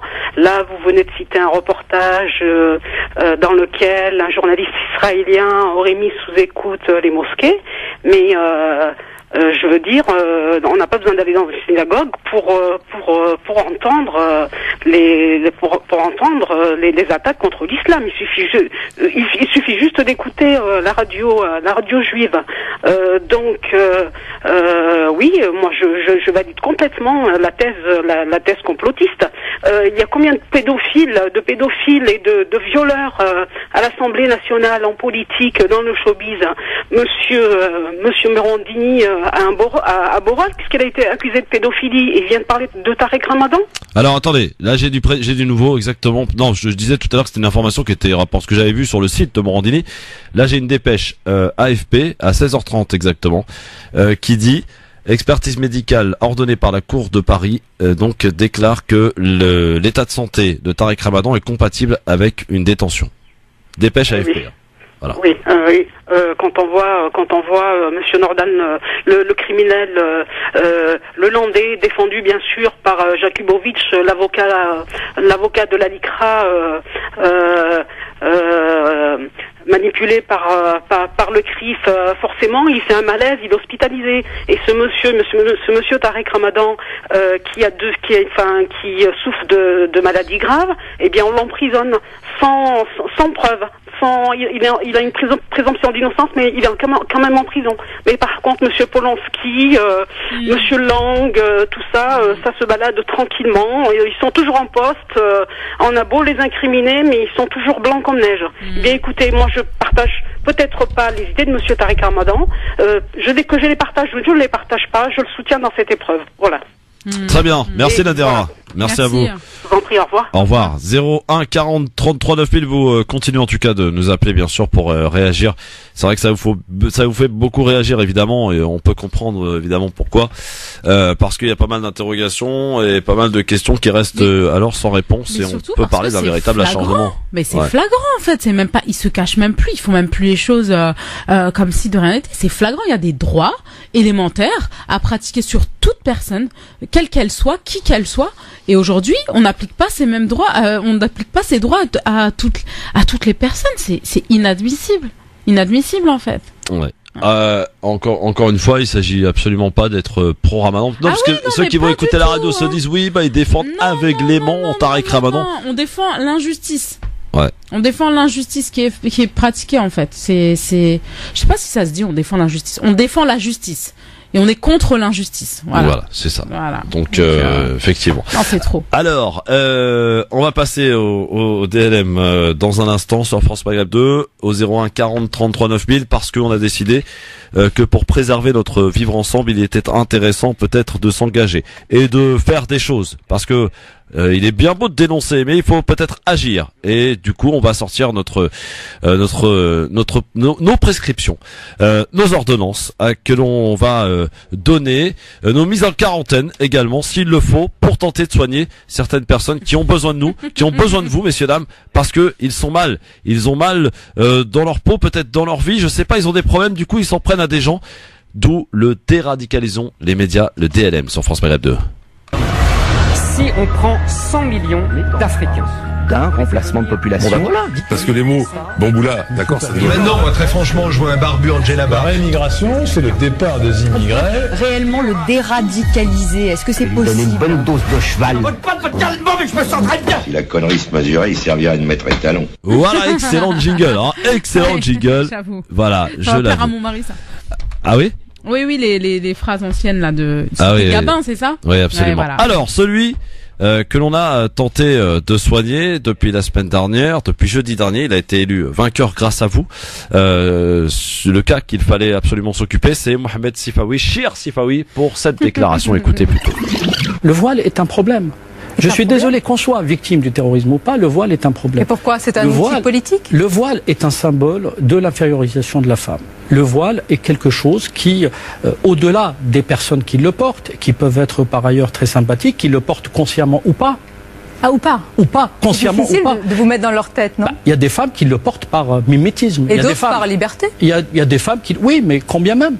Combien même? La liberté, si vous voulez, qui va banaliser dans l'espace public un vêtement qui symbolise quelque chose de très particulier, en l'occurrence le caractère inférieur supposé de la femme à l'homme, n'est pas quelque chose que j'accepte de banaliser, d'une part. D'autre part, mon modeste parcours m'a appris que là où il y a la banalisation du voile, il y a la banalisation du corpus. Le corpus, attendez, le corpus. Pour les téléspectateurs, je précise qu'on parle du voile. Moi, je vous pose une question simple. Latifa Benziaten, qui porte des valeurs, je crois que vous le reconnaissez, de paix, me semble-t-il, on a déjà assisté. J'en sais rien. Vous n'en savez rien? Vous remettez en cause son combat? Moi, j'en sais rien. Ce n'est pas parce que là, je le dis. Les mêmes méthodes absolument pas. Ce n'est pas parce que on est victime. Vous pensez que cette femme fait de l'entrisme sur l'islam politique? Je n'ai pas utilisé ces termes. Je vous pose la question. J'utilise une terminologie très précise.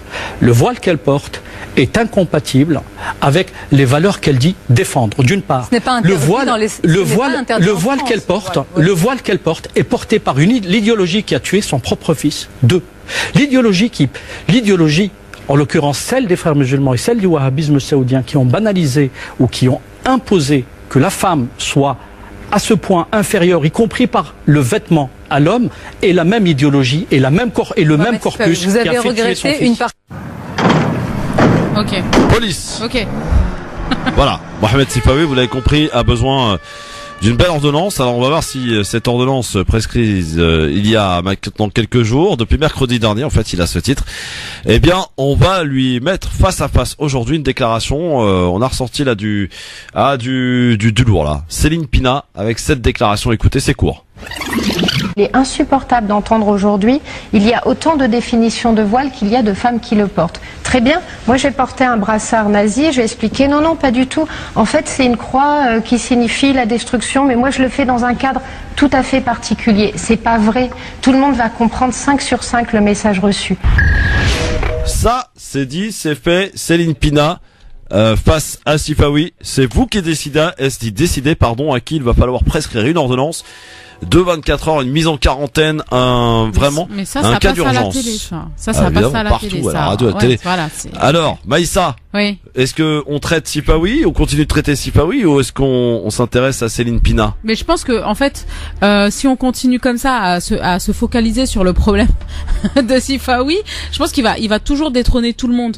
Donc, il va falloir passer à Céline Pina parce que Céline Pina parce que comparer quand même brassard nazi à un voile. C'est chaud, je pense que là on est dans du lourd là. On a ressorti du lourd, on a ressorti du très lourd parce qu'on s'est dit quand même cher Sifawi, il va quand même parce qu'il va manger lui les titres, il va repasser plusieurs fois, il va faire de la désintox lui. Donc Céline Pina pour toi? Ah ouais, pour moi Céline Pina. 01 40 33 9000, à vous de départager Sifawi ou Céline Pina, à qui on doit prescrire une ordonnance de 24 heures, une mise en quarantaine. 01 40 33 9000, c'est vous qui décidez et c'est vous qui avez finalement le dernier mot parce que vous êtes les rois et les reines et les rois. Donc du coup, c'est vous qui allez décider le cas qui reviendra demain dans le DLM, déradicalisons les médias. Bien entendu, c'est de l'humour que l'on fait au quotidien. Donc voilà, aucune crainte, il y a rien de sérieux, c'est pour tenter de préserver notre vivre ensemble auquel on tient tous quand même. Ah oui. Hein? Ah bah oui. Allô, bonsoir. Oui, bonsoir. Bonsoir. Prénom et ville d'appel. Ahmed de Paris. Alors Ahmed, est-ce qu'on soigne Sifawi ou est-ce qu'on soigne Céline Pina d'après toi? Moi, je pense que c'est Sifawi parce que quand même c'est quelqu'un de depuis longtemps. C'est un haineux de l'islam et des valeurs de l'islam. Il sait pas c'est quoi l'islam. Dire que le voile il est imposé par le wahhabisme, c'est très très très grave. Merci à toi en tout cas pour ton appel. Alors qui va départager entre Maïssa et notre auditeur Céline Pina ou Sifawi? 01 40 33 9000, à vous de nous le dire maintenant en nous appelant. 01 40 33 9000, c'est vous qui décidez. Celui qui va avoir une belle ordonnance, je peux vous assurer qu'il va passer une bonne 24 heures. On va s'occuper bien de lui, hein, comme ça n'existe quasiment pas dans les hôpitaux en France, hein, pour avoir de la famille d'ailleurs en ce moment dans les hôpitaux, c'est absolument une catastrophe, hein, je tiens à le dire. Allô, bonsoir. Oui, bonsoir, Christophe. Bonsoir, alors Sifawi ou Céline Pina? Ah ben, Sifawi, vous savez pourquoi? Non, je vais vous dire pourquoi. Parce que Sifawi, déjà, il est arabe. Ouais. Il fait du mal à la communauté. Et en plus, il est musulman. Non, pas trop, en fait. Hein. Enfin, il est musulman. Il est arabe, oui, mais... C'est autre chose. Plus trop, quoi. Mais je pense quelqu'un qui je comprends.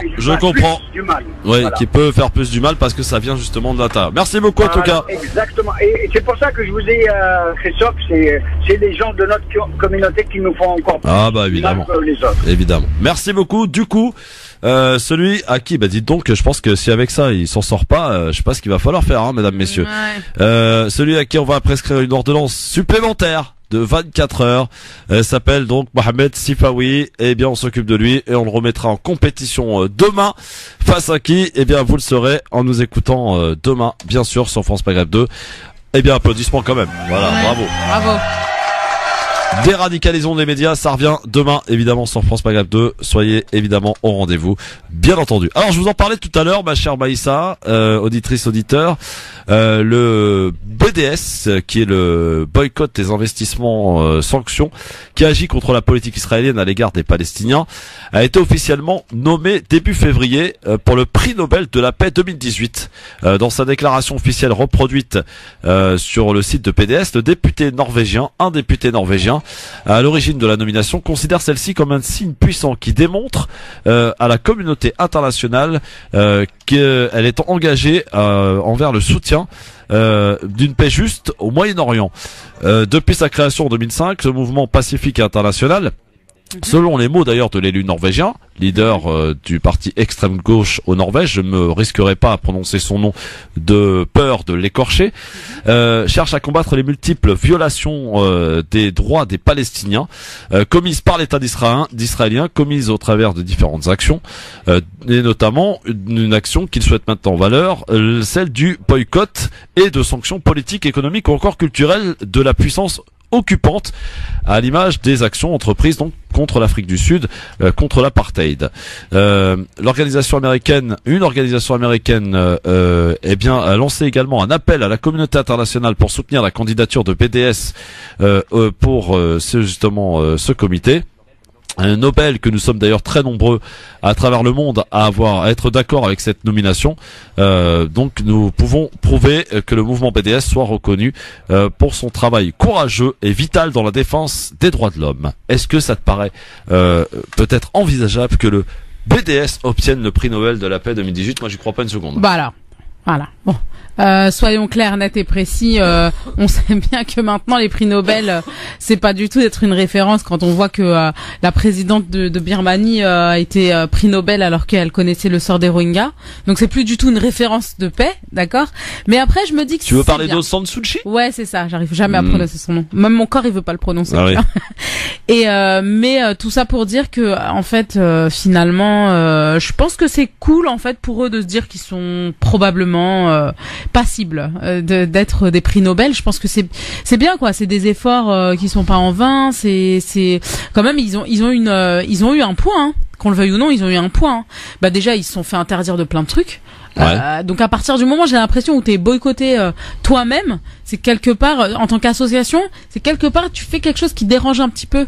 Donc qui dérange pas les plus mauvais, tu vois, les plus bons. Donc du coup je me dis c'est peut-être bon signe, mais après le gagner, qu'est-ce que ça va leur changer en vrai, sincèrement Christophe? Ah bah ça aurait quand même une grande symbolique quand même, mais bon. T'as vu les symboliques qui ont été précédemment ouais. de la paix, donc je sais plus si ça veut dire quelque chose, hein, sincèrement. Alors maintenant, nous en parlions évidemment depuis tout à l'heure. Vous attendez ce moment peut-être. Elle a fait une première déclaration la semaine dernière. C'est l'épouse de Tariq Ramadan qui jusqu'alors était restée silencieuse, loin de son mari. Tel est son choix et ça se ne discute pas d'ailleurs. Ça se respecte. Et étant donné les affaires, étant donné la particularité de l'affaire Tariq Ramadan, elle a choisi de sortir de son silence la semaine dernière dans une première vidéo et elle a reposté une nouvelle vidéo aujourd'hui. Je vous propose de découvrir, mesdames, mesdemoiselles, messieurs, l'épouse de Tariq Ramadan qui s'exprime une nouvelle fois et qui lance cet appel. À tous ceux qui nous soutiennent, du fond du cœur, je les remercie. Je les remercie parce que c'est une épreuve très difficile et que ce soutien, pour moi, il vaut beaucoup. Je remercie aussi les gens qui ont pris la parole, que ce soit dans l'ombre ou que ce soit d'une façon publique, pour que cette affaire soit traitée d'une façon impartiale et juste. J'aimerais ici rappeler très clairement qu'il faut, dans ces moments où il y a beaucoup d'émotions, rester très calme, rester très pondéré, rester très mesuré dans ses propos. Et c'est quelque chose qui me tient à cœur, c'est quelque chose qui tient aussi au cœur de Tariq. Et je sais que ce sont des valeurs qu'il a toujours prônées et qui sont essentielles pour lui. Ma famille et moi, nous condamnons fermement toute insulte, tout propos haineux, toute menace qui sont adressées aux présumées victimes.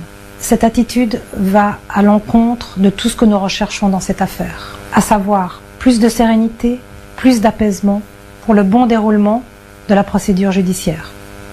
J'attends maintenant depuis presque 3 semaines. Malheureusement, vendredi, j'ai appris que, d'une façon officielle, que notre demande de tout contact, que ce soit de visite ou que ce soit téléphonique, a été refusée par les juges. Évidemment, aucune raison ne nous a été apportée. C'est des décisions qui peuvent être en fait prises sans obligation d'explication. Donc nous restons sans information. Une expertise médicale a été demandée, malgré l'avis du médecin de la prison, qui lui a donné un certificat médical indiquant que l'état de santé de mon mari était incompatible avec le milieu carcéral. Il s'est trouvé que le juge a demandé une expertise médicale qui sera faite le 19. Et ensuite, le 22, il y aura une audience pour décider si mon mari reste ou pas en prison. Il doit y avoir malheureusement beaucoup de malades en prison qui seraient d'ailleurs plus à leur place dans un hôpital qu'en prison. C'est quelque chose qu'il faut déplorer. Dans le cas de mon mari en particulier, ce qu'il faut vraiment comprendre, c'est qu'il maintenant souffre de 2 maladies.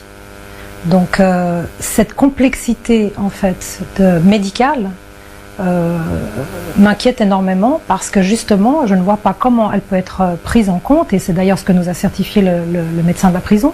Je ne vois pas comment elle pourrait être prise complètement en compte en prison. Donc le médecin de la prison, comme je vous l'ai dit, indique très clairement que la prison n'est pas du tout adaptée pour sa condition médicale. Et il dit très précisément: ce patient présente 2 pathologies graves pour lesquelles il bénéficie d'un traitement quotidien. Depuis son arrivée, ce patient présente des douleurs insupportables des membres inférieurs avec des troubles sensitifs permanents. On a maintenant, à l'heure actuelle, 2 certificats de médecins, un en Angleterre, un en Suisse, qui tous les 2 nous disent que son état est préoccupant et qu'il ne peut pas bénéficier du traitement dont il a besoin en prison. Et d'un autre côté, on a le médecin de la prison qui lui aussi a fait un certificat qui va dans ce sens. Donc si maintenant on a un 4e expert qui va à l'encontre de ces décisions, j'ai tout lieu de me poser des questions. Et moi je vous rappelle une chose, c'est que Tariq a le droit à la présomption d'innocence. Donc déjà, même si mon mari n'était pas malade, il ne devrait pas rester en prison. Tariq a toujours défendu des idées de droit, des idées de justice.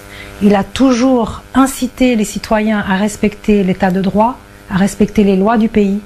Mais aujourd'hui, j'ai tout lieu de me questionner sur ce positionnement. Je veux dire, moi-même, je l'ai suivi, je l'ai toujours suivi dans ce raisonnement. Mais aujourd'hui, je me pose de vraies questions. Est-il traité équitablement? Est-il traité dignement? Quand on voit d'autres dossiers qui sont traités différemment, il a tout lieu de se poser des questions et se demander si derrière tout ça, il n'y a pas une vraie volonté politique à vouloir garder mon mari en prison, à l'isoler, parce que le droit de visite n'a pas lieu. Donc qu'est-ce qu'il cherche à faire? À l'isoler d'une certaine façon et à le garder à l'abri pour que sa parole de justice ne soit plus entendue. C'était l'épouse de Tariq Ramadan. Les 2 vidéos d'ailleurs qu'elle a postées sont disponibles sur notre Facebook France Maghreb 2, donc n'hésitez pas. Voilà, pour première réaction peut-être sur ce que tu viens d'entendre, Maïssa, sur l'épouse de Tariq Ramadan. Bah, écoute, franchement, qu'est-ce que tu veux dire?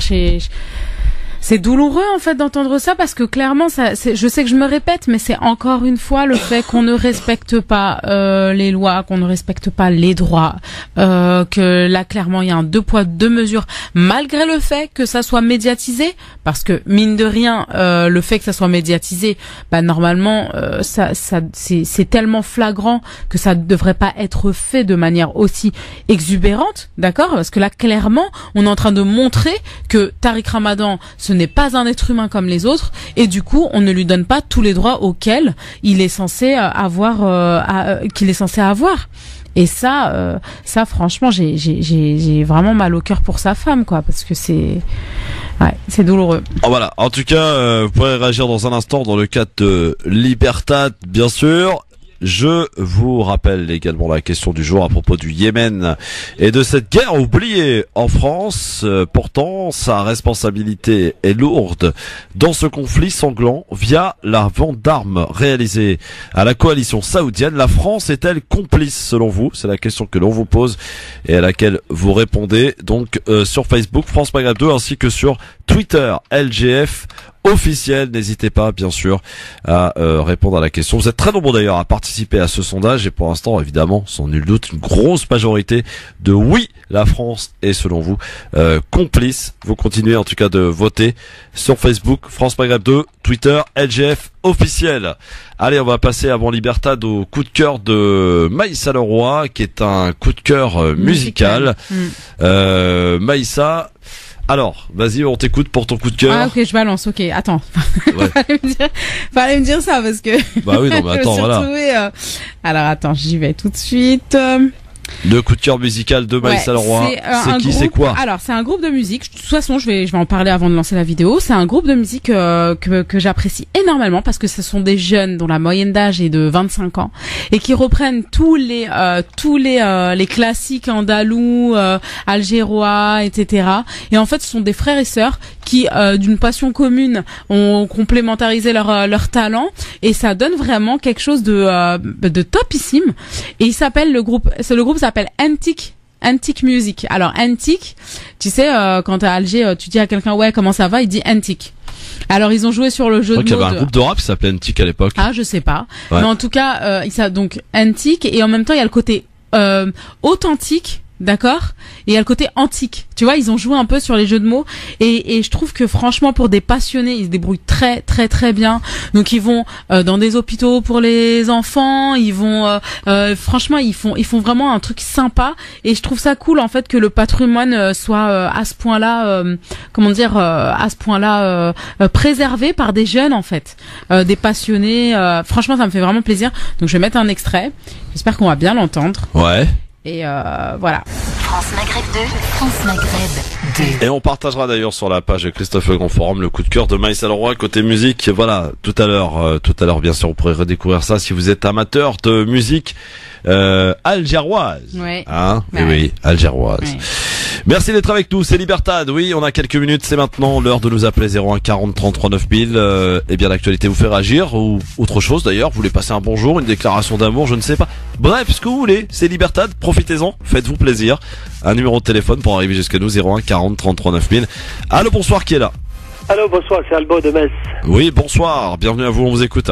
Oui, bonsoir. Donc il faudrait quand même soutenir l'organisation BDS pour la prix Nobel. Oui. Même si ça n'a pas beaucoup d'importance aux yeux de votre invité Maïssa, il faudrait quand même soutenir. Parce elle n'a pas dit ça. Elle n'a pas dit que ça n'avait pas beaucoup d'importance. Elle a juste dit, et à juste titre comme moi d'ailleurs, qu'on imagine mal qu'il puisse l'obtenir. Voilà. Oui. Même si on ne l'obtient pas, le fait qu'ils vont être nommés, enfin qu'ils vont être, que tout le monde va entendre parler de ce mouvement-là. Et donc du coup, voilà, ça va donner une petite récompense à tous ceux qui militent pour ça. Très bien. Eh bien, merci à vous. Oui, merci beaucoup. Au revoir. Au revoir, à bientôt. Non, mais évidemment que tu soutiens BDS. Hein, bah bien évidemment. Non, mais je sais pas, on sait jamais. Oui, non, à fond. Mais notre auditeur là a mis le doute là sur le coup. Donc voilà, 01 40 33 9000, t'as le droit de pas le soutenir aussi. Hein, non, franchement, je les soutiens et en plus, j'avais même à l'époque à ma pharmacie lancé un truc contre Teva parce que il nous avait incité à boycotter, etc. Et sincèrement, depuis, mon pharmacien a arrêté de commander les produits Teva. Et ben voilà, comme quoi ça paye. Donc, allô, bonsoir. Oui, bonsoir. C'est Abdelhakim de Courbevoie. Salut Abdelhakim, comment ça va Abdelhakim? Ça va et vous? Bah ouais, on t'écoute Abdelhakim, qu'est-ce qui se passe? Je voulais juste apporter mon soutien à Dieudonné, ouais. qui s'est fait une fois de plus, qui est la cible de l'État, qui partait à la Réunion et il s'est fait arrêter. Ouais, en fait, il s'est fait arrêter par la police des frontières, la police aux frontières, et qui ensuite a été relâché 2 heures ou 3 heures après. Ouais. Voilà, je voulais apporter mon soutien à Dieudonné dans son combat. À très vite Abdelhakim, c'est ton avis, merci à toi. Je sais pas ce qu'en pense la communauté, mais voilà. Ouais, bah déjà, ce qu'en penses toi déjà, voilà. Hein. Merci à toi en tout cas Abdelhakim. 01 40 33 9000, chacun s'exprime voilà, selon ses ressentis. Il y a aucun problème, c'est votre avis que nous écoutons dans cette émission. 01 40 33 9000, vous nous appelez bien sûr Libertad, un exercice que j'aime beaucoup dans cette émission, de liberté à l'état pur, oui, comme on n'en fait plus à la radio ou dans les médias. France Maghreb 2, bonsoir, qui est là? Bonsoir. Bonsoir, prénom et ville d'appel. Samir, bah là, je crois que je suis à Pontin, ouais. Je suis à Pontin. Bonsoir, c'est comment ton prénom? Amir? Samir. Ah, Samir, on t'écoute Samir.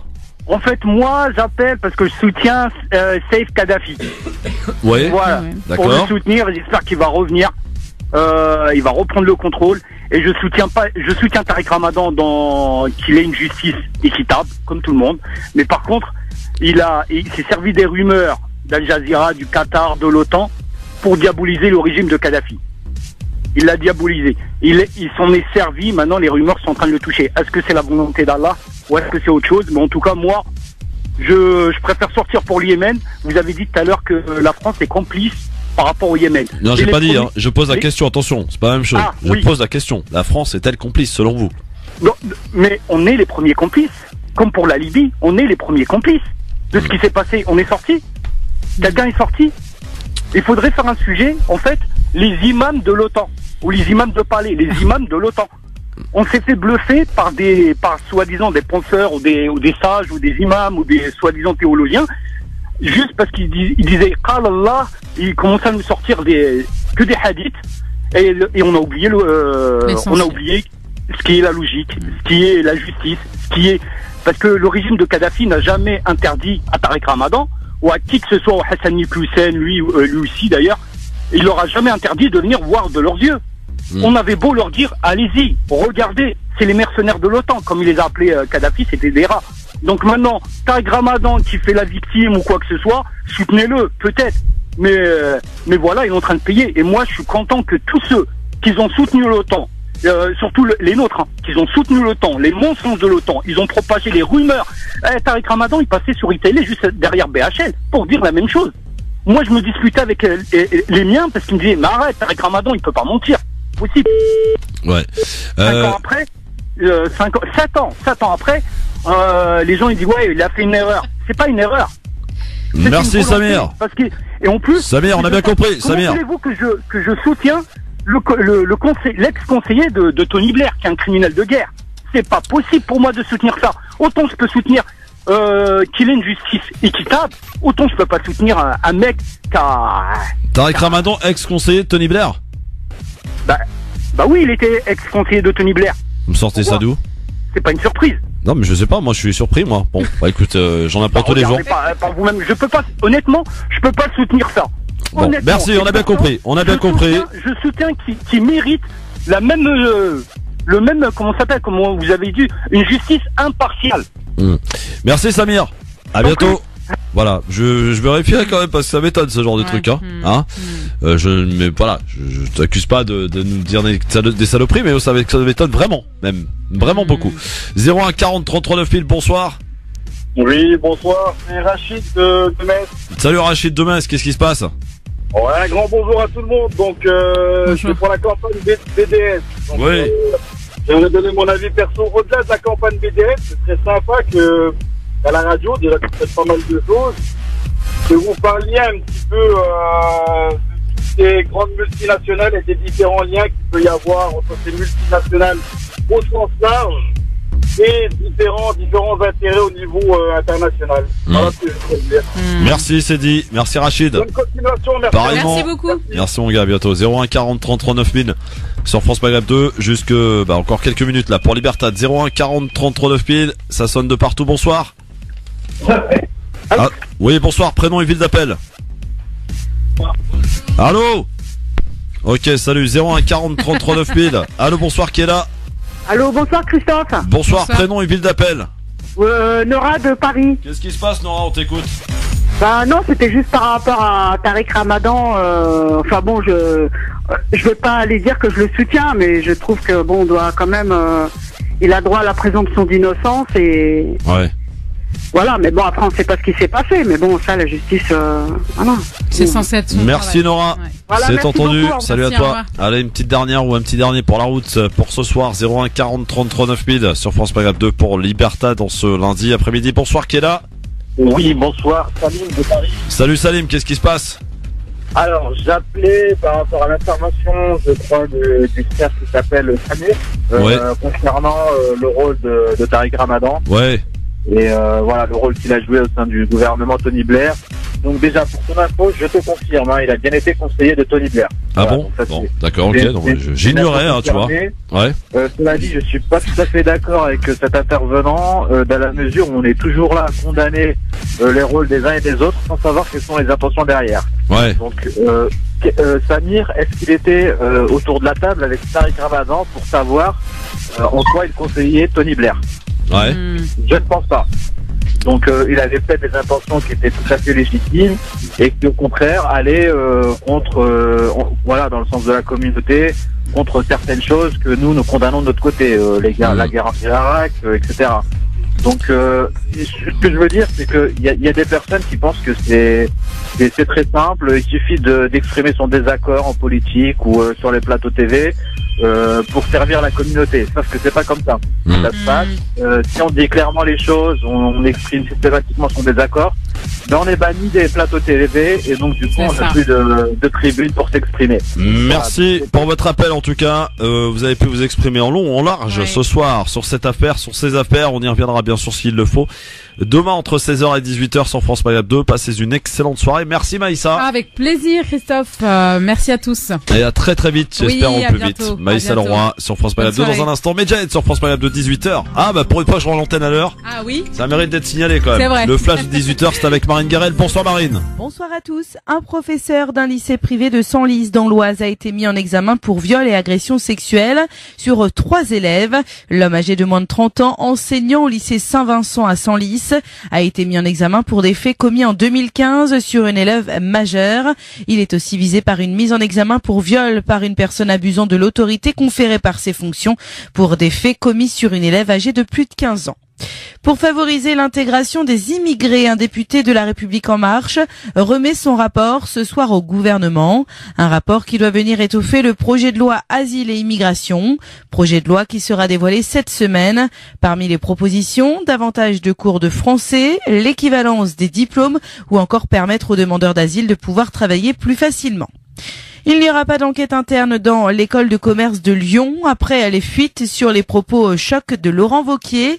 Le président de l'établissement regrette en revanche ce qu'a pu dire le patron des Républicains devant ses élèves.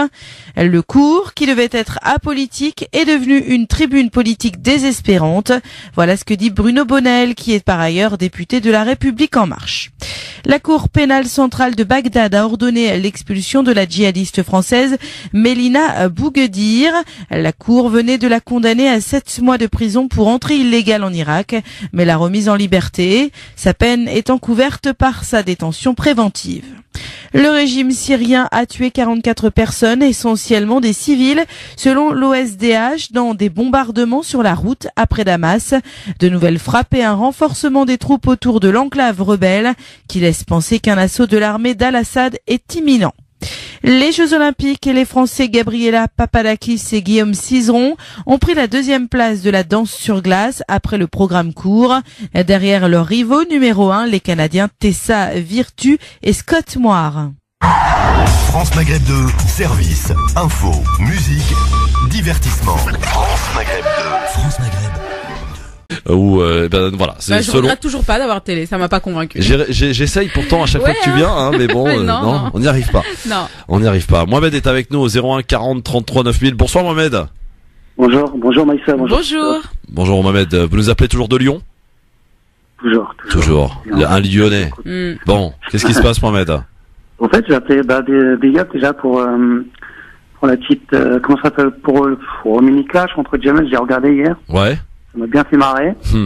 Ça fait du bien de vanner un petit peu Jamel Debbouze. J'ai l'impression que tout le monde, franchement, c'est que des compliments pratiquement tous les jours. Moi, j'aime bien quand il y a quelqu'un qui lui résiste un peu de temps en temps. Le contre-pied, quoi. Voilà, tout à fait. Et j'appelle en même temps pour vous poser une question. Alors moi, j'ai suivi l'affaire de Tariq Ramadan. et surtout Caroline Fourest, pardon. Et est-ce que vous pensez sincèrement, vous, toi, Christophe et Maïssa, que Tariq Ramadan, on ne sait pas ce qu'il advient pour lui. Il y a beaucoup de choses, voilà, qui laissent des trucs douteux. Et Caroline Fourest, elle a vraiment eu sa peau, si tant est qu'il est innocent. Franchement, elle est très très forte. Est-ce que vous pensez sincèrement qu'un jour, il va sortir librement de tout ça? Et peu importe son état de santé, parce que là j'ai appris que tu disais qu'il va être encore maintenu. Je vous invite à aller voir, Mohamed, je vous invite à aller voir, c'est assez impressionnant, c'est Maître Hassan Boukhalifa qui nous a alerté de cela il y a quelques minutes. Le dernier message de l'avocat de Caroline Fourest, Patrick Glusman, je crois il s'appelle. Il lui dit, frère Tariq, avec une formule en anglais, on arrive. C'est l'avocat de Caroline Fourest qui a posté ça il y a effectivement 24 heures précisément sur les réseaux sociaux. Allez voir, vérifiez. Patrick Glusman. Il s'en sortait au niveau santé parce que ça, on n'a pas de main mise dessus, mais son nom, il a été sali, en fait. Oui, de toute façon, ça c'est clair. Il est je pense qu'on veut vraiment le détruire, Maïssa. Mais je suis d'accord, je suis d'accord à tous les niveaux. De toute façon, le plan, en fait, il avait trop d'ennemis, et le problème, sincèrement, c'est que la communauté en face, elle est pas assez forte. Franchement, s'il disparaît, la communauté musulmane de France, en tout cas, au niveau de la communication, personne, je dis bien personne, pour moi en tout cas, qui va le remplacer. Parce que c'était du béton, tout le monde avait peur de lui. D'un point de vue historique, il avait une culture générale, mais de malade mental. Et franchement, je suis triste, je suis vraiment triste. Est-ce que vous me permettez d'apporter quelques nuances, cher Mohamed Maïssa? Vas-y, parce que là, je sens que vous êtes dans l'émotion et dans la passion. On va essayer de dépassionner un petit peu tout ça. Oublions que ça soit Tariq Ramadan. Alors, si on reprend les faits, uniquement les faits, et ils sont parfois têtus, comme on dit. Les faits, c'est que pour l'instant, la présomption d'innocence de Tariq Ramadan n'est pas respectée. Voilà. Ça pour le coup, qu'il y a collusion concernant les présumées victimes. Après sur le fond, on ne peut pas se mettre à la place de la justice et attendons le procès, c'est la justice qui décidera. Je peux te dire, tout simplement. Mais moi personnellement, la justice, je n'y crois absolument plus parce que le principe de justice. Tariq Ramadan y croit puisqu'il a d'abord il s'est rendu de son plein gré. Non mais il s'est rendu de son plein gré. Parce qu'il a voulu montrer. Moi je pense que c'était stratégique et c'est un coup d'échec. Il a voulu montrer patte blanche en disant voilà, moi je n'ai rien à me reprocher.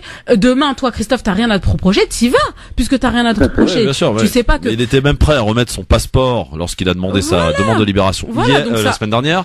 Voilà, mais le problème c'est qu'aujourd'hui la justice est tout sauf juste.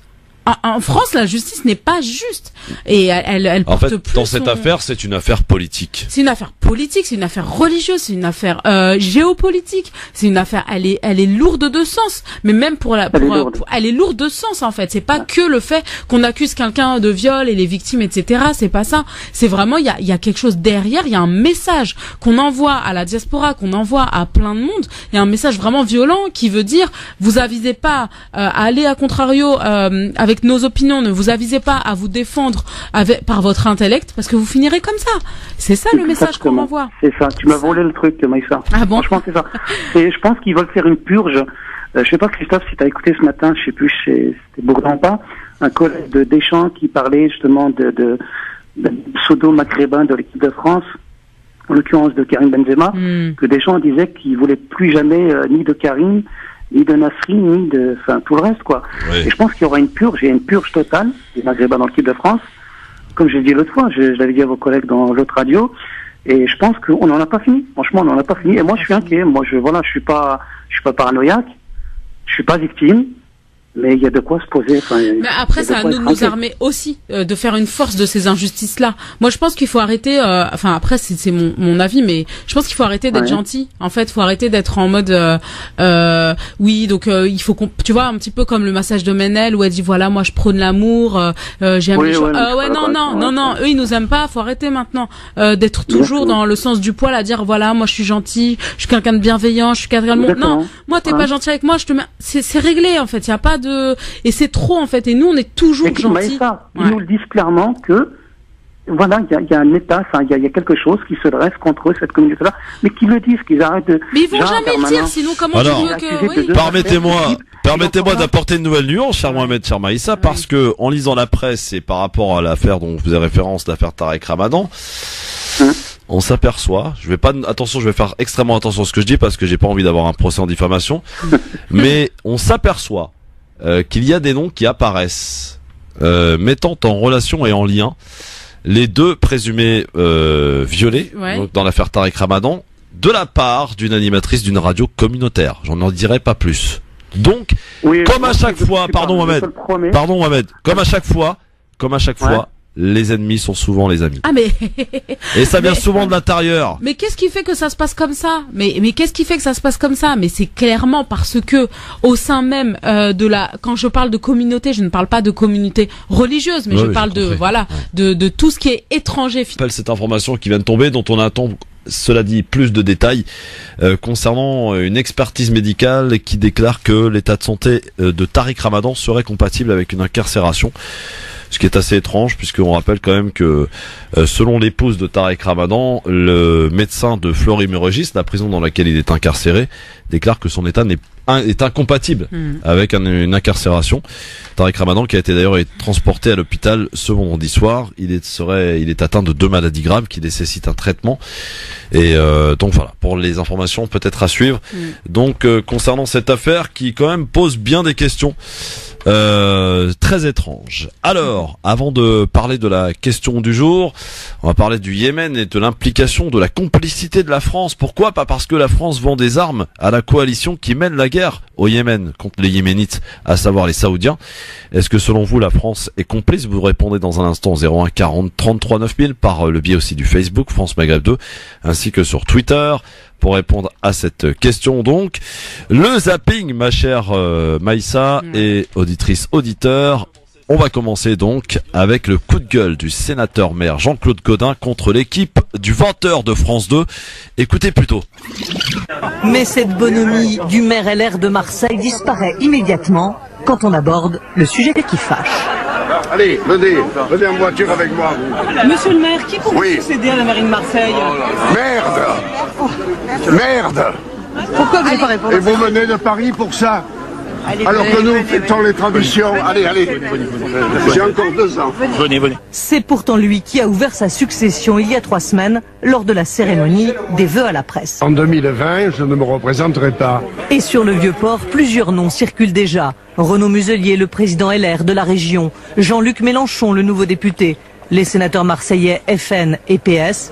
Mais un homme aurait sa préférence, le ministre macroniste Christophe Castaner, ancienne tête de liste au régional en PACA, l'intéressé dément à demi-mot.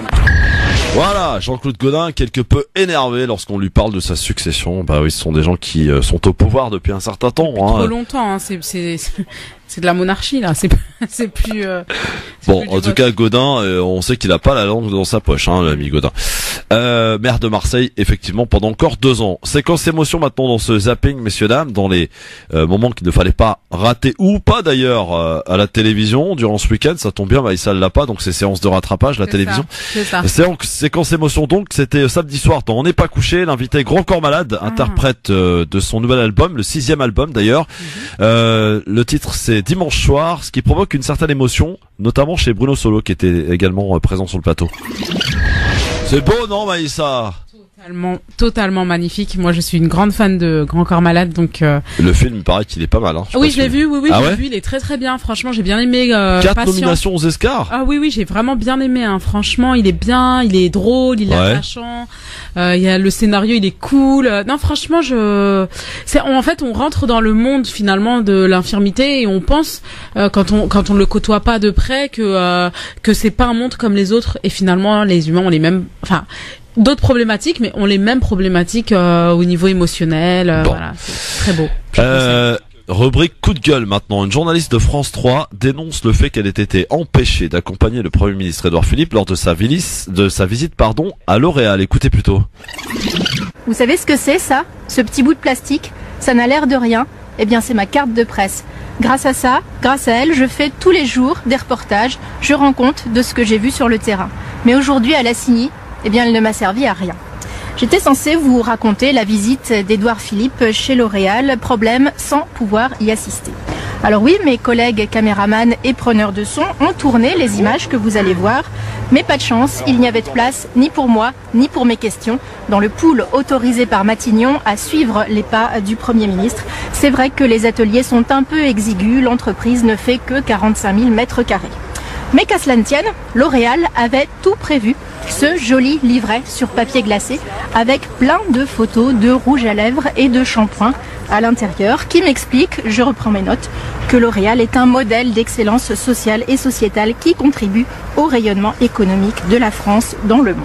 Certes. Moi, j'aurais bien aimé savoir comment les 475 salariés de la CINI voient leur avenir au-delà de ces annonces. Ils travaillent aujourd'hui de plus en plus avec des robots, des cobots, des robots collaboratifs. C'est évidemment un progrès technique, mais c'est aussi, selon les syndicats, une source de stress et d'isolement plus grand. Alors oui, l'usine de la CINI dispose d'un très grand savoir-faire. Oui, elle exporte dans le monde entier. Et oui, la majorité des salariés étaient sans doute très fiers de présenter tout cela au Premier ministre. Mais rappelons ce qu'est un reporter étymologiquement. C'est celui qui rend compte de ce qu'il a vu. Hors de cette visite, je n'ai rien vu. Matignon et le groupe L'Oréal verrouillent tout. Cela s'appelle de la communication, pas du journalisme. De la communication pour cette journaliste, Maïssa. C'est exactement ça. Hein. C'est tout verrouillé, tout est contrôlé, tout est filtré. On donne juste ce qu'il faut comme info, mais il faut pas donner l'intégralité. Mais en attendant, c'est ce qui se passe dans toutes les chaînes de télé. Ouais. Puis pour finir, une petite info humoristique. Il était l'invité hier soir du magazine de France 2, Jamel Debbouze, qui s'est fait moucher par Thomas Soto. C'est le remplaçant en fait de Laurent Delahousse. Et écoutez cet échange quelque peu marrant. On voit que Thomas Soto, il a de la répartie. Hein. Dites-moi, pourquoi c'est pas de Delahousse? Parce qu'il n'est pas là aujourd'hui, il est en vacances. C'est votre remplaçant, vous remplacez c'est l'inverse, vous êtes dyslexique, c'est lui, c'est moi qui le remplace. Le titulaire, c'est lui. Le titulaire, c'est lui. Ouais. Pourquoi moi j'ai le droit au remplaçant? Parce que quand vous serez un grand comique, peut-être que vous aurez le droit au titulaire. Il y a encore des efforts à faire. Bon. Voilà, ça c'est fait, c'est dit, hop, on n'en parle plus. Ah, il a osé quand même. Ah, il a osé.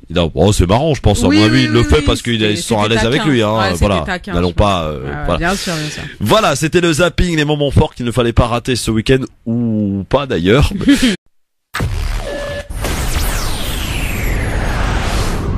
France Maghreb 2, France Maghreb 2. Bonjour à tous, ravi de vous retrouver. Et oui, ça y est, le week-end étant terminé, c'est reparti pour une nouvelle semaine. Qui plus est, pour ceux qui ont la chance d'être en vacances, eh bien écoutez, bonnes vacances. C'est parti pour votre LGF, l'émission qui vous ressemble, mais aussi qui vous rassemble avec un retour aujourd'hui, celui de Maïssa Leroy. Comment va-t-elle? Oui, bonjour, ça va très bien et toi? Ça fait longtemps, Maïssa. Eh oui, ça fait très longtemps. Bon, en tout cas, je suis ravi de te revoir. Oui, moi pareil. Bon, jusque 18h sur France Maghreb 2, avec plein de choses à évoquer aujourd'hui. Ouais. Et tu n'as, je suppose en tout cas, rien perdu de ton verbe. Non. De tes avis tranchés, tranchants. Non, tranchants, oui, toujours. Alors justement, de ton avis tranché, quel en sera le sujet? Il va porter sur un tweet d'une certaine dame qui s'est permise une phrase qui est juste inadmissible aujourd'hui.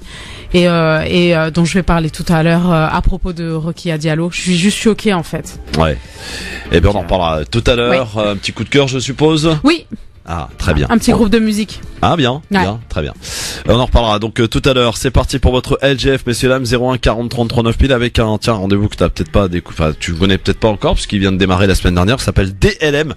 C'est une rubrique humoristique. On tente de déradicaliser les médias au travers de propos, de sorties islamophobes, racistes, bon, ça. Il y a du travail en plus, hein. Ah oui, il y a de quoi faire. Hein. C'est vraiment purement de l'humour, hein, et on essaie quand même pour retrouver j'allais dire retrouver un certain vivre ensemble, de déradicaliser tout cela. Et le gagnant en titre, hein, c'est Mohamed Sifawi, Cher Sifawi, qui sera affronté aujourd'hui à Céline Pina.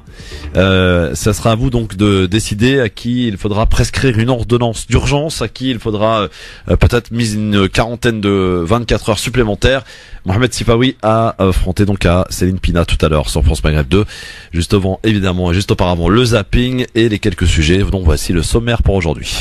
Le Grand Forum avec Christophe Roux sur France Maghreb 2. Au programme de ce grand forum et pour ce lundi, promettant des révélations sur les associations musulmanes, sur l'islamisation de la France, un journaliste israélien, Bernard de la Villardière, israélien, a sorti un reportage qui montre une réalité beaucoup moins anxiogène que l'on laisse penser. C'est ce que nous verrons tout à l'heure. Nous parlerons aussi de la Palestine et du mouvement BDS qui, vous le savez, appelle aux sanctions contre Israël et nommé pour le prix Nobel de la paix 2018. Et puis nous parlerons aussi de la deuxième prise de parole de l'épouse de Tariq Ramadan. Tariq Ramadan qui, vous le savez, a été hospitalisé depuis vendredi soir. La question LGF, Yémen, une guerre oubliée en France, pourtant sa responsabilité est lourde dans ce conflit sanglant via la vente d'armes réalisée à la coalition saoudienne. La France est-elle complice selon vous? C'est la question à laquelle vous répondez, que l'on vous pose aujourd'hui sur Facebook France Maghreb 2 ainsi que sur Twitter LGF officiel. Et pour terminer tout à l'heure, une bonne dose de libertad. LGF, le grand forum, merci d'être avec nous avec Maïssa Leroy et vous chers amis auditeurs. 01 40 33 9000 jours.